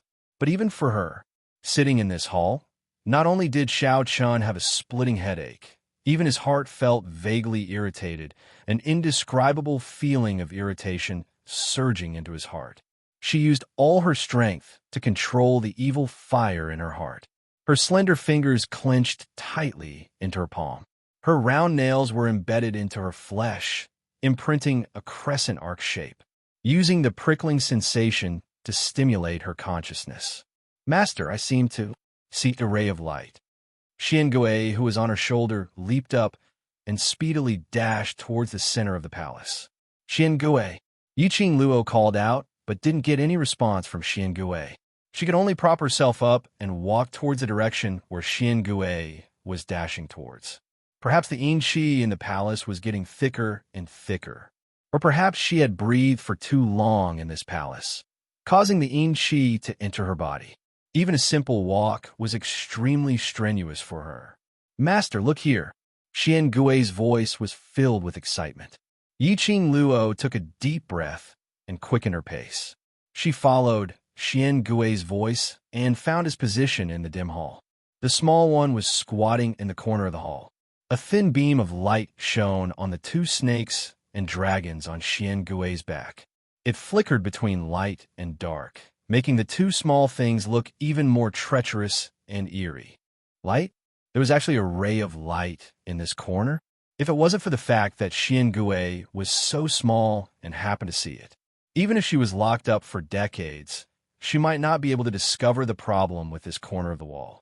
She stooped down and used the glowing flame fan to create a wind blade that swept towards the corner of the wall. Then he cautiously picked up Xian Gui and took a few steps back. The wind blade hit the corner of the wall. Boom! A loud noise was heard. The wall suddenly broke into pieces and collapsed. Yiqing Luo was stunned. What was going on?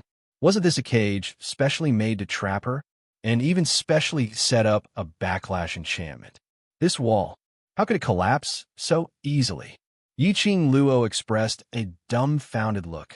Boom, boom, boom. The rubble on the wall fell to the ground. The dust rolled and gradually dispersed. There was not an exit behind the collapsed wall. Chapter 34:25. It was unknown what kind of brick the wall was made of, but the engraved murals were extremely clear. Yiqing Luo sensed for a moment. After confirming that there was no danger, he took a few steps forward and examined the murals on the wall. The light here was too dim. In addition, the carvings on the wall were very messy. Yiqing Luo looked at it for some time before she could vaguely see. It looked like a human-shaped mural.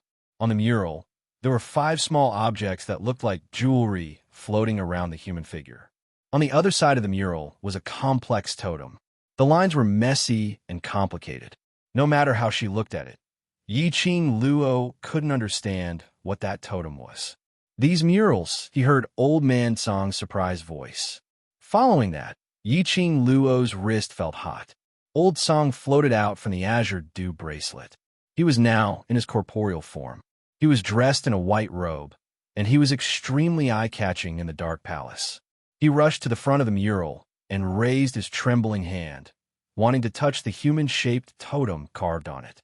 But the finger is about to touch the mural. Then he retracted his arms stiffly. However, his eyes were still fixed on the mural. It was as if he was reminiscing about something through the murals. Old Man Song. Yiqing Luo walked to the back of Old Man Song and looked at his expression. "You know what's carved on this mural?" Old Man Song's hands slowly hung at his side. He stared intently at the mural, and the expression on his face was somewhat moved. The figure on the mural is the Emperor of the Divine Emperors. Old Man Song's voice was somewhat trembling. "If one looked closely, I can see that." As he spoke, even his body was trembling slightly. This was excitement and nostalgia. The Emperor of the God Emperor. These 4 words had completely shocked Yiqing Luo. Isn't that the legendary monarch of the divine monarchs? How could the Emperor of a divine emperor be carved on a wall in the form of a mural? I can't be wrong. This is the Emperor of the divine emperor, and these... Old Man Song raised his hand and gently stroked the 5 small things floating beside the human-shaped totem. Do they look familiar? Familiar? This kind of abstract carving. Yiqing Luo could only vaguely see the outlines and shapes of these carvings. She stared at it for a while. Suddenly, his eyelashes trembled. His finger pressed on one of the small things. Unlike Old Man Song, she was still separated by air and did not dare to touch him. Instead, he placed his hand completely on top of it. This is the azure water ring. Yiqing Luo's hand pressed on the totem, suspended above the head of the human totem. That carved little thing and her azure water ring, whether it was the shape, the outline, or the size, all perfectly matched. Then she brought her wrist down. That totem that was like a thin line, as expected, also overlapped with the azure water silk chain. Vast water artifact. This mural depicted the Emperor of Divine Emperors and the blue water divine artifact. That's right. Old Man Song looked at Yiqing Luo's hand and the mural with a burning gaze. After a long time, he furrowed his white eyebrows.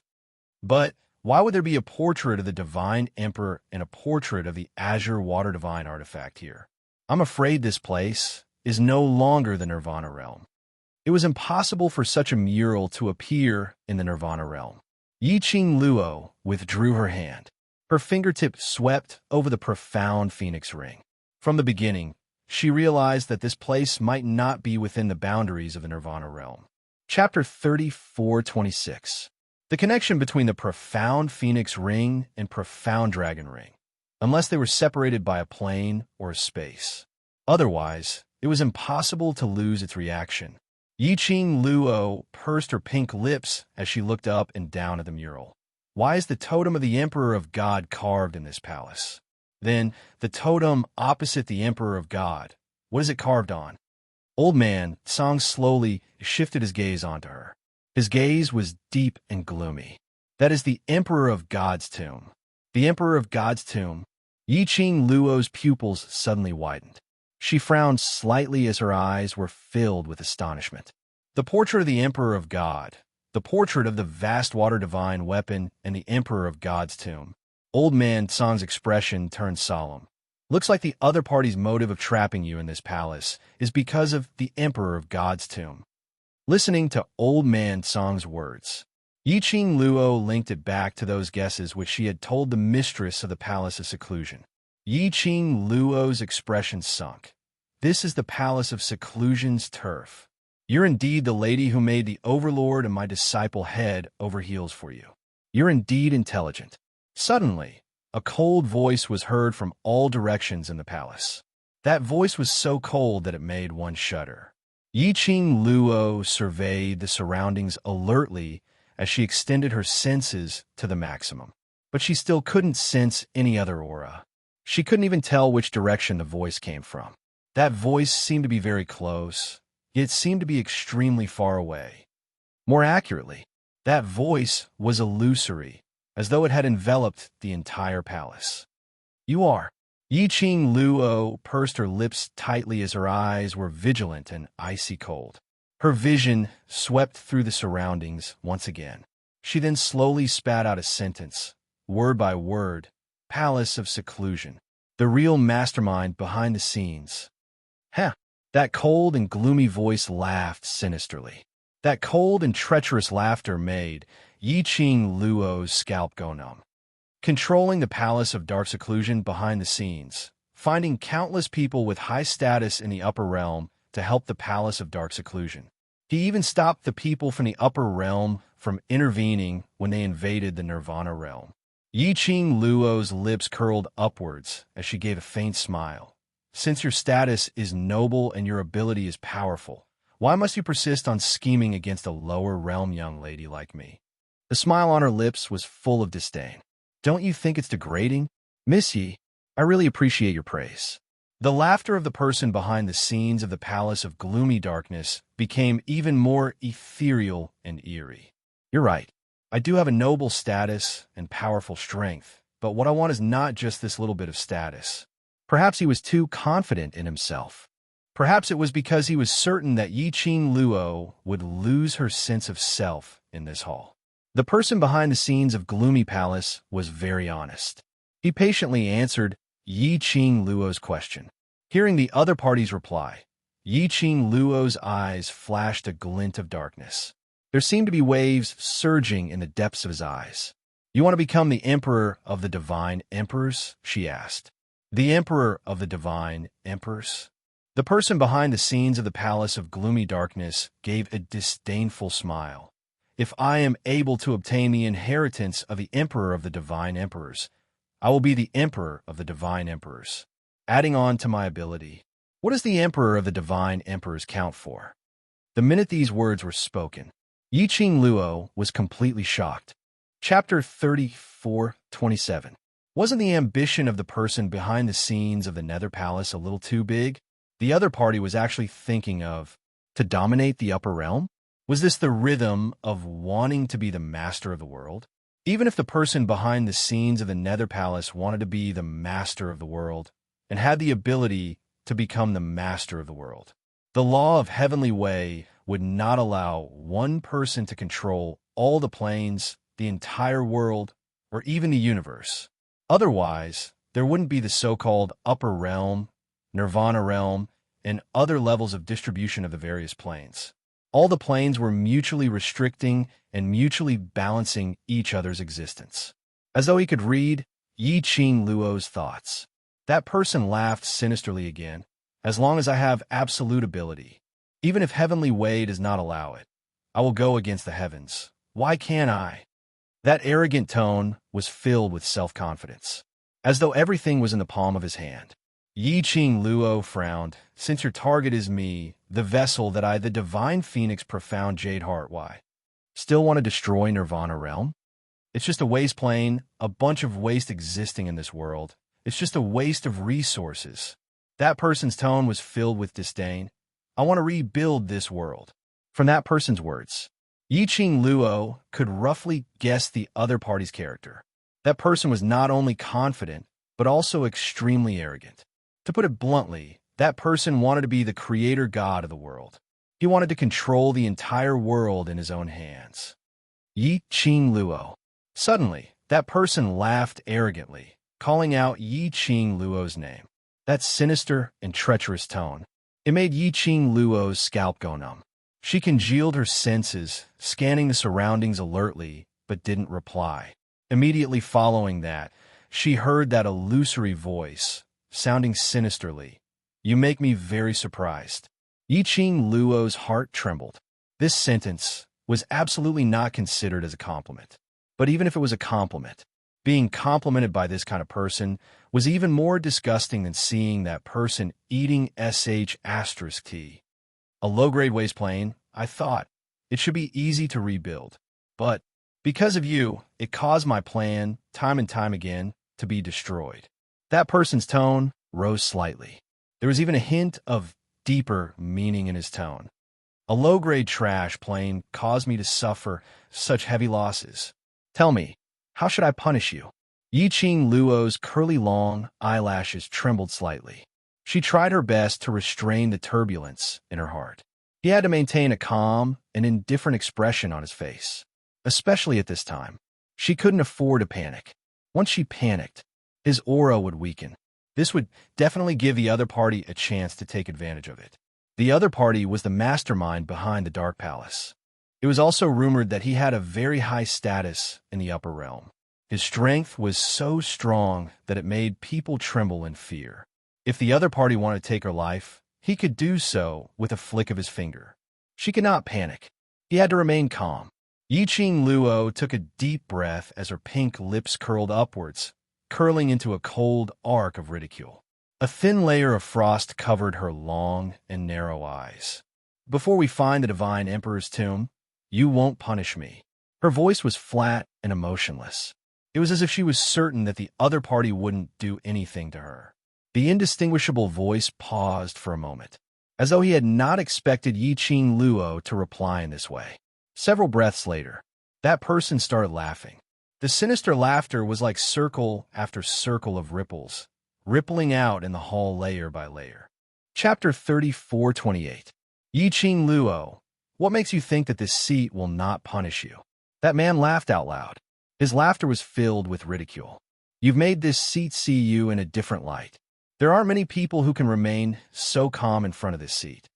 That man's laughter stopped abruptly. The next moment, that man's voice turned gloomy and cold for no reason. Too bad, your self-righteous reliance is useless. In the palace, the gloomy aura started to surge. Every time Yi Qing Luo took a breath, she could feel a gush of coldness seeping into her body along with her breath. What this seat wants is your body and that divine phoenix profound heart jade of yours. As long as you're still breathing, that's enough. That man laughed lightly. This seat has 100 ways to let you be tortured and still keep your last breath. Yi Qing Luo. It seemed that all arrogant people had the heart of Yap Liangchun. Yi Qing Luo wasn't frightened by that man's words. She didn't feel any discomfort from the dense yin qi in the surroundings. Her expression was still that calm and composed, Back then, the King of Darkness also wanted this divine phoenix profound heart jade of mine as a vessel. That man didn't reply, as though he was curious. Why did Yi Qing Luo mention the King of Darkness at this moment? Yi Qing Luo's pink lips curled. The real palace lord of the secluded palace, what you want, is also this vessel of mine. So, that man was curious. Yi Qing Luo raised her fair hand and pressed on her heart as she gave a low laugh. You, a person with such great ambitions, you shouldn't waste your time on me. A young lady from the lower realm. But you trapped me in this palace and used evil methods to pollute my heart, and even specially appeared. It seemed that you appeared because I sensed the totem on the murals in this palace. But in actual fact, you're merely using your words to bewitch me, messing up my inner heart. You're also delaying time, so that the evil chi here can control my consciousness and soul. Speaking of this, Yi Qing's smile revealed some confidence and trust. If I'm not wrong, you should know that Xian is on his way to save me. You're worried that Xian's appearance will ruin your plan today. Yi Qing Luo's analysis was logical. From start to finish, that person did not make a single sound. There was no rebuttal, no acknowledgement. It was as if he had disappeared. But Yi Qing Luo knew. The man was still there. He did not refute or admit it. It was only because she had guessed correctly. A truly powerful and arrogant person. It was disdain to lie to a little girl from the lower realm like her. So, she guessed right. That person would not retort. Yi Qing Luo didn't bother whether that person would reply or not. Immediately after, he continued, both of you want the divine phoenix profound heart jade and also want this vessel of mine.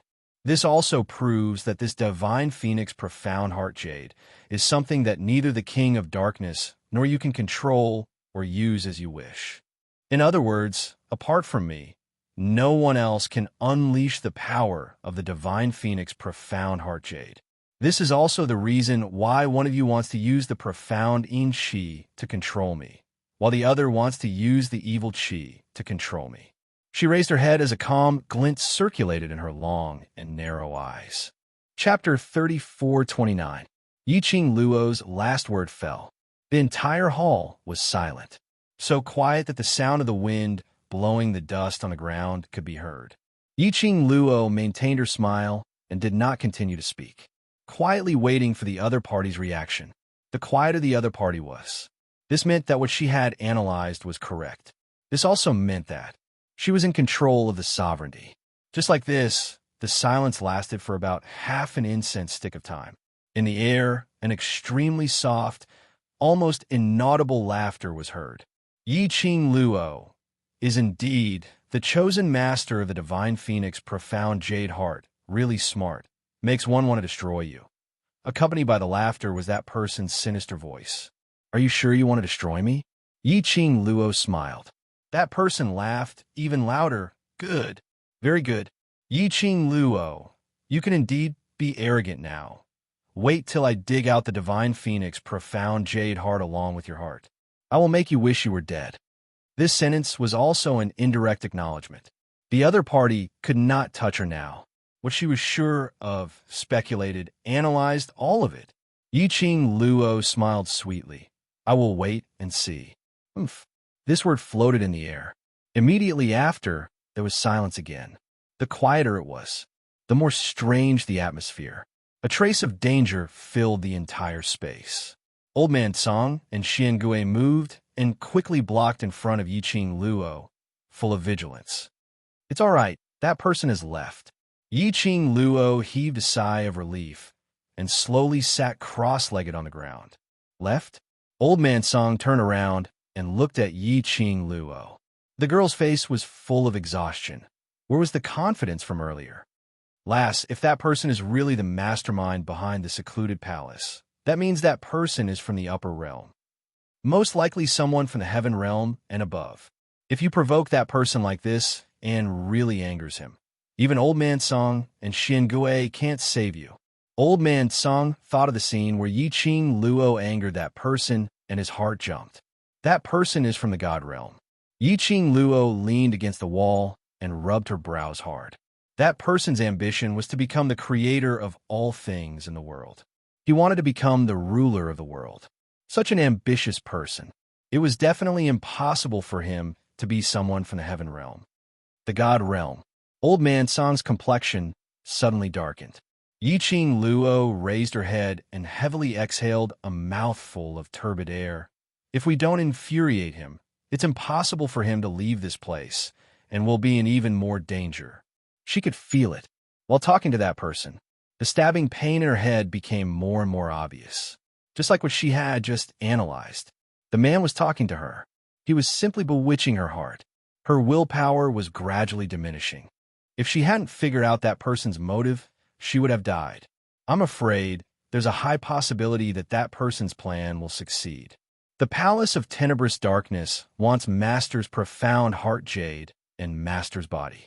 At least before they need Master's profound phoenix heart jade as a vessel, Master will be safe. Xian Gui moved closer to Yiqing Luo and comforted her. Yiqing Luo touched its tortoise shell, but if I continue to stay here, no matter how strong my willpower is, I might still be contaminated.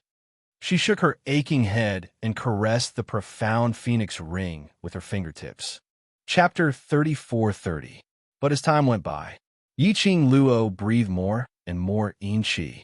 Her whole body was not only cold to the point of almost oozing a thin layer of frost. Her head also seemed to be pierced by a thin needle. She was trembling from head to toe. Old Man Song and Xian Gui kept talking to her. This was not the worst. As time went by, Yiqing Luo could even feel that the power in her body was gradually fading. The azure dew chain on her wrist and the azure dew ring on her fingertips were emitting scorching heat. It should be that her body was getting weaker, causing her body to be unable to withstand the power of the two divine weapons. After the power of the divine weapons gradually faded, it was even more strenuous for her to resist the evil yin-qi around her. She couldn't sit still and wait for death. But now, even moving was extremely strenuous for her. Just at this moment, Yiqing Luo's sharp ears moved. Xian Gui's small body suddenly became big and blocked in front of Yiqing Luo. What's that sound? Old Man Song stood up and looked ahead vigilantly. Vaguely, he seemed to hear a slight sound coming from the hall. Then, the sound was getting closer and closer. A ray of black light suddenly flashed. In front of her, two figures appeared out of thin air. Those two people were shrouded in a cloud of dense black qi. Their eyes, shrouded in black qi, were flashing a cold light. Yiqing Luo's expression changed slightly when she saw the two people clearly. One of them, a thin but tall man, slowly walked forward. The cold and gloomy voice carried a chill that made people shudder. Yiqing Luo, long time no see. Yiqing Luo's pupils were fixed on that person. The man's age was about 40 or so. That face was so thin that there was only skin and bones left, looking extremely mean and penetrating, especially the black qi emitting from his body. It made him look more and more gloomy and horrified. He licked his dry lips, his eyes filled with a crazy smile. Yiqing Luo, I always want to peel off your tendons, peel off your skin, and drink your blood. He walked forward slowly. As her words left her mouth, the black qi on his body became even more intense. That was all hatred and malicious intent towards Yiqing Luo. Pharaoh, you actually degenerated yourself to become a corpse puppet. Yiqing Luo narrowed her eyes as her penetrating gaze sized up the middle-aged man in front of her. Ever since the battle on the West Continent, she had never seen Pharaoh Crane before. To be more precise, she had never seen the three pharaohs who had escaped from the Dark Forces. Only a few Saint techniques worked for the Dark Nether Palace and were rather active. Unexpectedly, he would meet Pharaoh He again here. Yiqing Luo could sense that Pharaoh He's aura had changed. It was not just the aura. His movements were thick, sinister, and cold to the extreme. I just want you to die. Pharaoh Crane's mouth twitched maliciously. As long as I can avenge Dai, I don't care what I do. Clearly, Pharaoh He had fallen into madness. His sinister eyes suddenly turned to look at the man beside him, who was also overflowing with evil aura. Si Yin Mu, this is your enemy. Do you see it? Pharaoh He's voice was cold and filled with bewitchment. Your Xiang died in her hands. If you want to avenge your Xiang, this is the only chance. Beside Pharaoh He, that man who is also overflowing with sinister aura. Chapter 34-31. The former president of the Heavenly Academy Faculty Council. Later, in order to follow Xiang Xingfa, he joined Si Yinmu of the Netherworld Palace. Last time, in the secret base of secluded Abyss Palace in the South Waves continent, Si Yinmu took advantage of the chaos to escape. She thought that it was because Si Yinmu had brought them to the secret chamber to refine the dead corpse puppets. He had caused such a huge disaster. The Netherworld Palace would definitely not let Si Yinmu off. Unexpectedly, Si Yinmu was still alive. No, to be more precise, he couldn't be considered alive, because now Si Yinmu had also become a corpse puppet. But what surprised Yi Qing Luo was that Si Yinmu's aura was much weaker than Pharaoh He. It felt like Si Yinmu was not a successful new type of corpse puppet. However, Si Yinmu seemed to have his own consciousness and was not considered a semi-finished product. I want to avenge Xiang. Si Yinmu also took a step forward and walked side by side with Pharaoh He towards Yi Qing Luo. How did you two get in here? What are you trying to do? Old Man Song and Xiangui Yi saw the both of them taking action and immediately blocked in front of Yi Qing Luo. Based on Yi Qing Luo's current physical condition, she was unable to engage in battle. Pharaoh He raised his hand and pointed directly at Yi Qing Luo. I said, I want her life. Si Yinmu was also filled with hatred as he stared at Yi Qing Luo. Yi Qing Luo pursed her lips slightly. He did not intend to explain to Si Yinmu. Back on the battlefield, the one who killed Sacred Art Elephant was Butterfly's Sacred Art. Si Yinmu would not believe it even if she told him. Yi Qing Luo was too lazy to explain to Si Yinmu. She half-crossed her legs and rested her arms on her knees. She narrowed her eyes and looked at the two of them quietly. That posture, that appearance. She was so lazy that it didn't seem like she was facing an enemy who wanted her life. She curled her pink lips and smiled calmly. You are the people behind the palace of gloomy shadows. They let you in, right? So what if I am? So what if I'm not? Pharaoh He was smiling, but his eyes were filled with malice. If that's the case, then I can be at ease. After all, none of you would dare to kill me. Yi Qing Luo smiled confidently as the corners of her lips curled into a faint cold arc. If not, I'm also very assured because you can't kill me. Pharaoh He's face darkened, and killing intent flashed in his eyes. Are you so sure that you won't die? Your boss can't bear for me to die. Yi Qing Luo smiled sweetly as she raised her other hand and gently caressed her own face. No matter what, I'm still as beautiful as a flower, devastatingly beautiful. If I die, the world will lose a beautiful lady like me. Isn't that such a pity? You. Pharaoh He was infuriated by Yi Qing Luo's shamelessness. He clenched his fists tightly. His entire body was shrouded in a sinister aura, like a flame, constantly burning. Even that pair of sinister eyes was filled with a terrifying black light. Yi Qing Luo's lips curled upwards. Facing the infuriated Pharaoh she was still that calm and indifferent. Actually, he could guess it. The hall was surrounded by a backlash barrier. These two people must have been sent in by the people behind the Palace of Darkness. His goal, of course, it wasn't to take her life, but it was much crueler than taking her life. Yi Qing Luo tilted her head as she leaned against the wall, trying to clear her mind. After that, she maintained her composure as she continued with a smile. Looks like Xian will be here very soon. Your boss is so anxious that he threw any Tom, Dick, or Harry here. Chapter 34-32. I'm talking about whoever replied. Yi Qing Luo raised her brows and glanced at him with a smile that didn't look like a smile. Si Yinmu's face was filled with anger as his eyes shot out a chilly, evil chi, just as he was about to open his mouth to scold Yi Qing Luo. But Pharaoh he raised his hand and stopped his words. Si Yinmu's insulting words were stuck in his throat. His handsome face was flushed red. Pharaoh he looked coldly at the calm Yi Qing Luo and said indifferently, Yi Qing Luo, has anyone told you that this mouth of yours and your character makes it easy to be taken advantage of. He carried a high and mighty attitude as he looked down at Yiqing Luo, who was leaning against the wall. The disdain in his eyes and the hatred that he was determined to get what he wanted were constantly burning. Yiqing Luo tilted her head and glanced at him with a smile that didn't look like a smile. Seems. No. Then I shall be the first to tell you, and I shall use my actions to tell you. Pharaoh's gaze was sinister as he took a step forward. His thick, profound energy and the evil energy surrounding his body suddenly rose sharply. Tom, Dick, and Harry. He laughed sinisterly. How does it feel to die in the hands of the Tom, Dick, and Harry? Yiqing Luo, you're just an immobile waste now. Do you need me to teach you how to live longer? Look at that pretty face of yours. If you give in and say a few good words, I might have tender feelings for you and let you die more comfortably. Ha ha ha. After he finished this sentence, he laughed extremely wretchedly. Towards Pharaoh's words, Yiqing Luo didn't notice, because when he released his profound energy, the evil chi enveloping him started to disperse. Her head started to hurt even more. Originally, it was like a thin needle piercing into her head.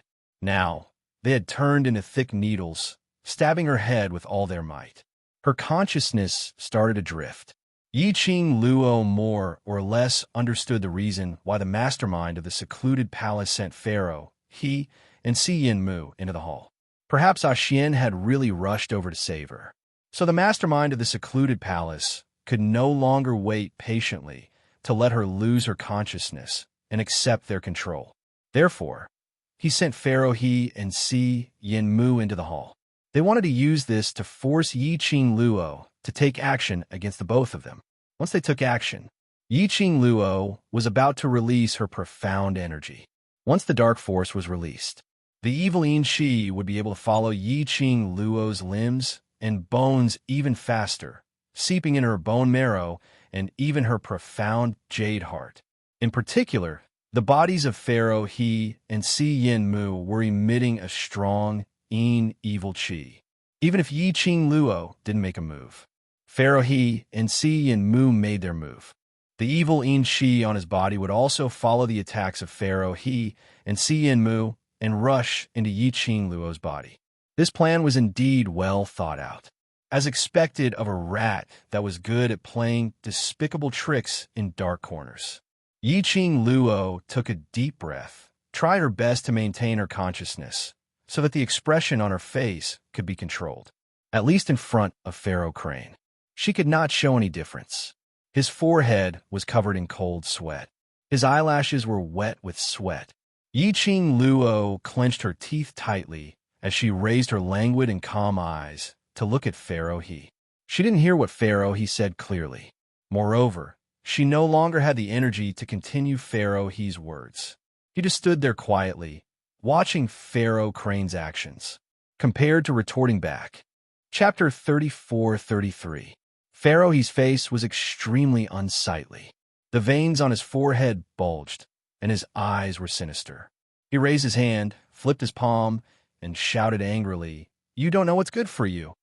As soon as he finished speaking, Pharaoh's attack had already rushed forward, carrying a gloomy and evil aura, and after becoming a corpse puppet, his profound strength had skyrocketed. The two combined together. That horrifying energy fluctuation caused the evil aura in the hall to continuously gather. Old Man Song glanced back and took a look at Yiqing Luo's current state. His face darkened. He said to Xiangui, "Protect the girl. I will go meet him." Xiangui looked at Old Man Song worriedly. After contracting with Yiqing Luo, Xiangui naturally knew that Old Man Song was just a tool spirit in Yiqing Luo's hands. The strength of an artifact spirit could only be unleashed by relying on the artifact spirit that was attached to the artifact spirit. As for the artifact spirit itself, even if it left the divine artifact, it could only be considered a spirit body, just like Yiqing Luo's current state. He couldn't cooperate with Old Man Song to release the power of the artifact spirit. "Don't worry about me." Old Man Song's figure swayed. The white robe, which seemed to be glowing with white light, turned into an afterimage and met Pharaoh's attack head-on. Xiangui was unable to dissuade her and could only quickly return to Yi Qing Luo's side, opened his own turtle shell, and protected her behind him. Originally, Xiangui was very worried about Old Man Song, but after seeing the scene before him, Xiangui's tense heart finally calmed down. Old Man Song was extremely fast. It was so fast that Pharaoh Crane could not react in time. In just a few breaths of time, Pharaoh he was already firmly controlled by Old Man Song's attacks. Xiangui was not the only one who was shocked. Even Pharaoh he looked at the white-haired, white-browed old man in disbelief. For an artifact spirit to be able to transform into a physical body and leave the divine artifact it was attached to was already very astonishing. Who would have thought that this artifact spirit would actually possess such formidable strength? Although Old Man Song's movements were still somewhat stiff and uncoordinated, it was as if he hadn't exercised for many years and wasn't used to it yet. However, all of his attacks and counterattacks were so precise that Pharaoh Crane could not parry them. Was this the legendary artifact spirit of a divine artifact? Pharaoh he stared at Old Man Song with greed in his eyes. Even Si Yinmu couldn't help but shift his gaze onto Yi Qing Luo's fingers. Evidently, they took Old Man Song to be the artifact spirit of the blue water divine artifact. Pharaoh he dodged Old Man Song's attack. Looking at Old Man Song's menacing momentum, the more he fought, the fiercer he became. Pharaoh he glanced at Si Yinmu from the corner of his eyes. The two of them exchanged glances. Suddenly, Pharaoh he leaped up. His entire body's evil aura intersected with his Xian energy, emitting a whistling sound of a hurricane. Meanwhile, Si Yinmu moved his feet. His figure speedily shifted towards Yi Qing Luo's direction. Si Yinmu's target was not only Yi Qing Luo's life, but also the azure aqua ring on her finger. Bang! It was a loud rumble. Si Yinmu's Xian energy was blocked by Xiangui's tortoise shell. On top of the tortoise shell, the snake-like creature opened its scarlet mouth, revealing its sharp fangs, and bit towards Si Yinmu. At the moment when Xiangui counterattacked, Si Yinmu had quickly evaded. This movement made Old Man Song aware of Pharaoh he and Si Yinmu's plan. He was just about to turn around and drive Si Yinmu away. Chapter 34:34. Get out of my way. Old Man Song's expression was solemn as he moved his palm. The violent, profound energy turned into a chaotic hurricane as it exploded on Pharaoh he's body. The momentum was ferocious, like the firmament of the universe, causing one to sway. Pharaoh he's eyes widened in horror as he had yet to evade. The next moment, he was completely engulfed by that hurricane. At the same time, in one of the palaces outside the palace, a man dressed in a black brocade robe who was meditating suddenly opened his eyes. His inky black pupils were suffused with a cold and treacherous glint. He looked precisely in the direction of the palace. As he squinted his sinister eyes, his entire expression suddenly became gloomy and ruthless. This power, it's him. After Old Man Song broke free from Pharaoh he's attack, he quickly rushed towards Yi Qing Luo's direction. But he had barely moved a few steps. He saw Pharaoh he, who was engulfed by his palm, had once again appeared in front of him. Pharaoh he's robe was torn, his hair was disheveled, and he looked extremely disheveled. But his face was filled with a crazy grin. You can't kill me. You can't kill me. Originally, he thought that he was dead meat. But under Old Man Song's powerful attack, he didn't feel any pain at all, and he was able to walk out of that palm, strike unscathed. I am a corpse puppet. I am an immortal corpse puppet. Pharaoh he opened his arms wide and laughed crazily. Immortal. This made Pharaoh he's eyes more confident. He was no longer afraid of any attack from Old Man Song. He was completely unafraid of death as he once again pounced towards Old Man Song. Being entangled by Pharaoh he who was unafraid of death. Old Man Song wanted to stop Si Yinmu's action, but was stopped. The new function unlocked by Pharaoh, he made Si Yinmu's battle intent rise. Since he was immortal, what was there to be afraid of about this stinky turtle? The thought of Ah Xiang dying tragically on the battlefield, the The butterfly saint technique also said that Ah Xiang was dismembered by Yi Qing Luo's gang of brothers, not even a complete corpse. The hatred in Si Yin Mu's eyes gradually grew stronger. He stared deadly at Yi Qing Luo, who was leaning against the wall. Suddenly her lips curled upwards as she sneered. Ha ha ha. I didn't expect the heroine Yi Qing Luo would also be like a dead dog, lying on the ground. He pointed at Yi Qing Luo as he said word by word, "Your body totally can't move right. No wonder, based on your character, you actually allowed Pharaoh He to insult you verbally and remained unmoved." Ha ha ha. No matter how Si Yinmu mocked and ridiculed him, the girl leaning against the wall still didn't make a sound. He only opened his calm eyes and looked indifferently in the direction where Pharaoh He and Old Man Song were fighting. Si Yinmu's heart was beating like a drum. He wasn't sure if Yi Qing Luo was so arrogant that she didn't put him in her eyes. Or was she really too weak to move, too weak to reply to his mockery? His fists clenched, just as he was contemplating on how to break through the black tortoise's turtle shell protection to probe Yi Qing Luo. Suddenly, while Pharaoh He and Old Man Song were fighting, a white light flickered in the hall. Si Yinmu's eyes were stung by the flash. He turned his head and blocked the direction of the white light. But his gaze fell on Yi Qing Luo's face. The young girl was still expressionless, facing the white light. There was no change in her eyes, like a stone statue without a soul. Soul? Chapter 34-35. Right? Soul. In Yi Qing Luo's calm eyes, there was not a trace of spirit and soul. In other words, Yi Qing Luo's so-called calmness and indifference were all pretended. Perhaps she herself was not even conscious, was she? This thought made Si Yinmu's heart surge with ecstasy. He stared at Yi Qing Luo, as if the girl in front of him was already a corpse, lying there. And the azure dew ring on the girl's finger seemed to have fallen into his hand. Thinking of this, Si Yinmu at this moment, where was there any fear and dread? Anyway, he was already a corpse puppet, no matter what Xian Gui wanted to do to him. He would be fine, as long as he could kill Yi Qing Luo, not only to avenge Ah Xiang. He could also get all the divine weapons and sacred beasts from Yi Qing Luo. Greed made Si Yinmu's eyes burst out a wolf's light. He madly rushed towards Yi Qing Luo. Ignoring Xian Gui's hard tortoise shell, the snake-like dragon opened its scarlet mouth and bit his little thing. Si Yinmu's desperate attack method. Even Xian Gui couldn't bear it. After all, Xian Gui's soul had just reunited, and it had just adapted from the human body to the black tortoise's body. Under Si Yinmu's fierce attack, Xian Gui stood firm, his body in front of Yi Qing Luo slightly swayed. Suddenly, the snake dragon-like little thing wrapped around his back let out a blood-curdling scream. Si Yinmu didn't know when he broke free from the sharp fangs and grabbed the snake-like dragon's head.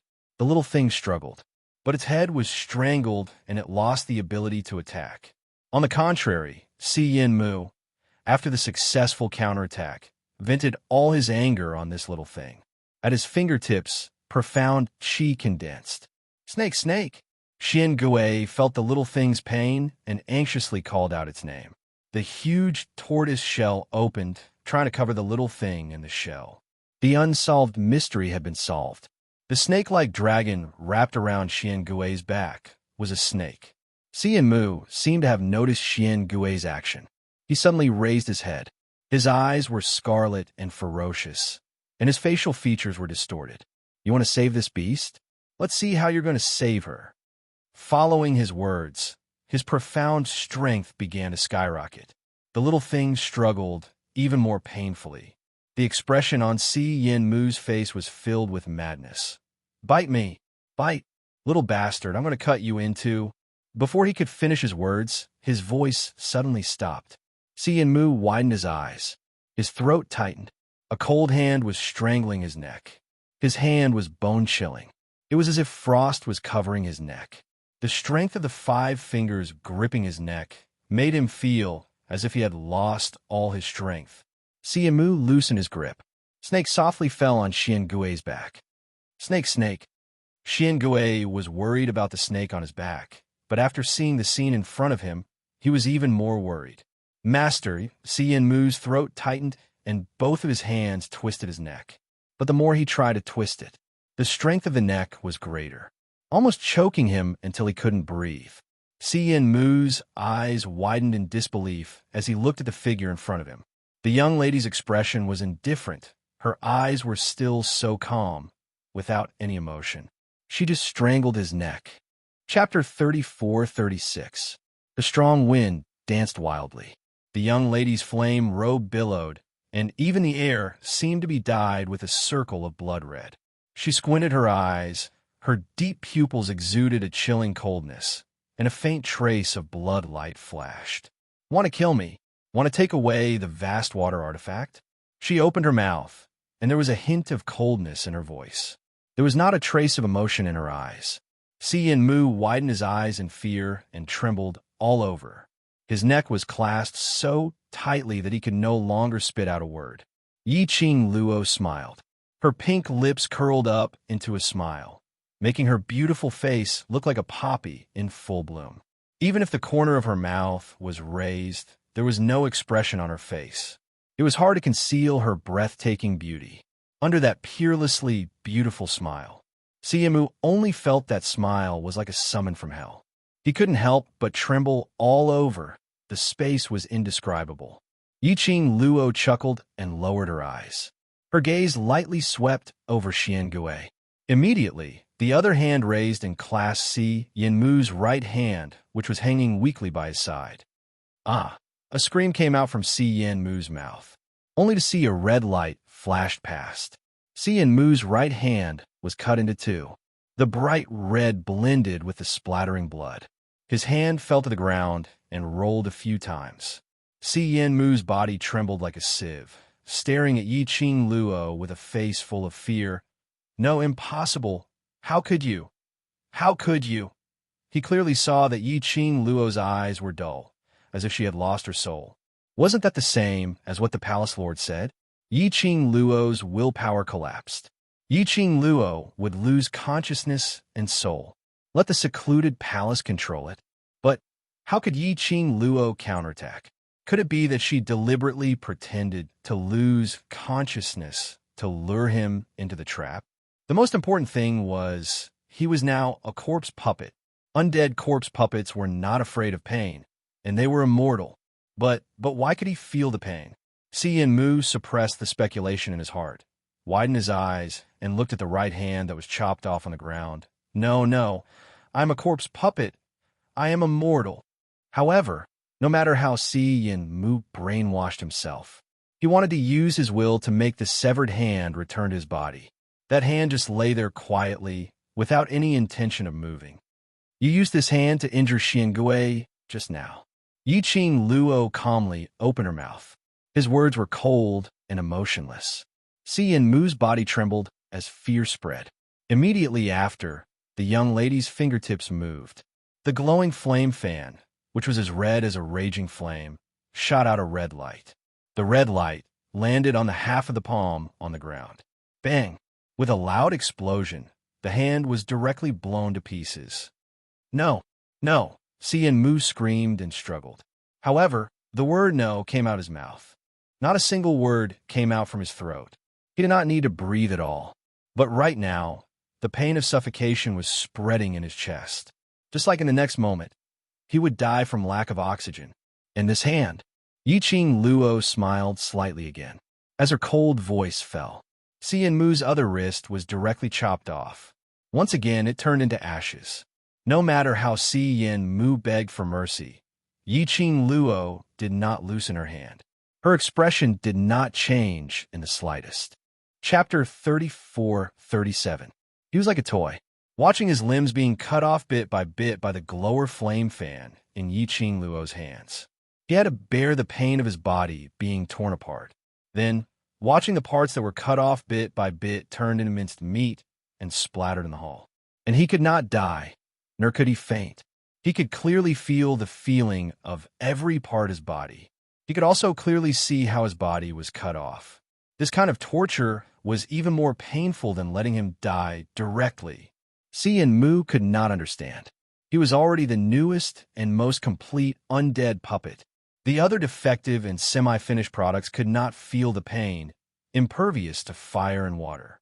Even if they were knocked down to the ground, they could still continue to climb up. Even if their limbs were cut off, they could still use their own bones as weapons. Not to mention this new type of complete corpse puppet. He remembered when he was used as a test subject. After he was cut in half by the people from the secluded palace, the two parts of his body would be reassembled. Why not now? Why couldn't he reassemble now? Master, I am fine. Snake is also fine. Don't be angry. Xian Gui comforted Yi Qing Luo in a low voice. Si Mu ignored Yi Qing Luo's increasingly pale face because of fear. But Xian Gui saw it clearly. Following Yi Qing Luo's counterattack, more cold sweat seeped out of Yi Qing Luo's forehead. Xian Gui knew that the master was avenging Snake. He struggled to fight with his body. Its duty was to protect the master and not let the master suffer any harm, and not let the master suffer more serious injuries because of it. If Miss knew that it did not protect the master well, Miss would definitely not care about it. Hearing Xian Gui's voice, Yi Qing Luo's eyelashes trembled slightly. She took a deep breath to suppress the dull pain in her head and the feeling of being in a trance. She glanced at Si Mu, who had fallen on the ground, and slowly leaned on Xian Gui's back. The little thing that was called a snake immediately wrapped around her arm and rubbed against it in a fawning manner. Yi Qing Luo closed her eyes. All the counterattacks, just now, had exhausted all her strength, especially when he was dealing with Si Mu. She could feel the dull pain in her head becoming more and more obvious, making it difficult for her to endure. This was the goal of the person behind the palace of gloomy darkness. If she really killed Si Mu, lingering around Si Mu's body, shrouding a ball of evil qi, they would all enter her body. She slowly raised her hand. The glowing flame fan at his fingertips flickered with a bright light. A bright red light, imprinted in her eyes. Faintly, a wisp of black qi began to linger. She might not be able to hold on much longer. Ah Xian, in her mind, the man's peerlessly handsome face appeared. Master! Xian Gui realized that something was wrong with Yi Qing Luo's mood. He immediately shouted.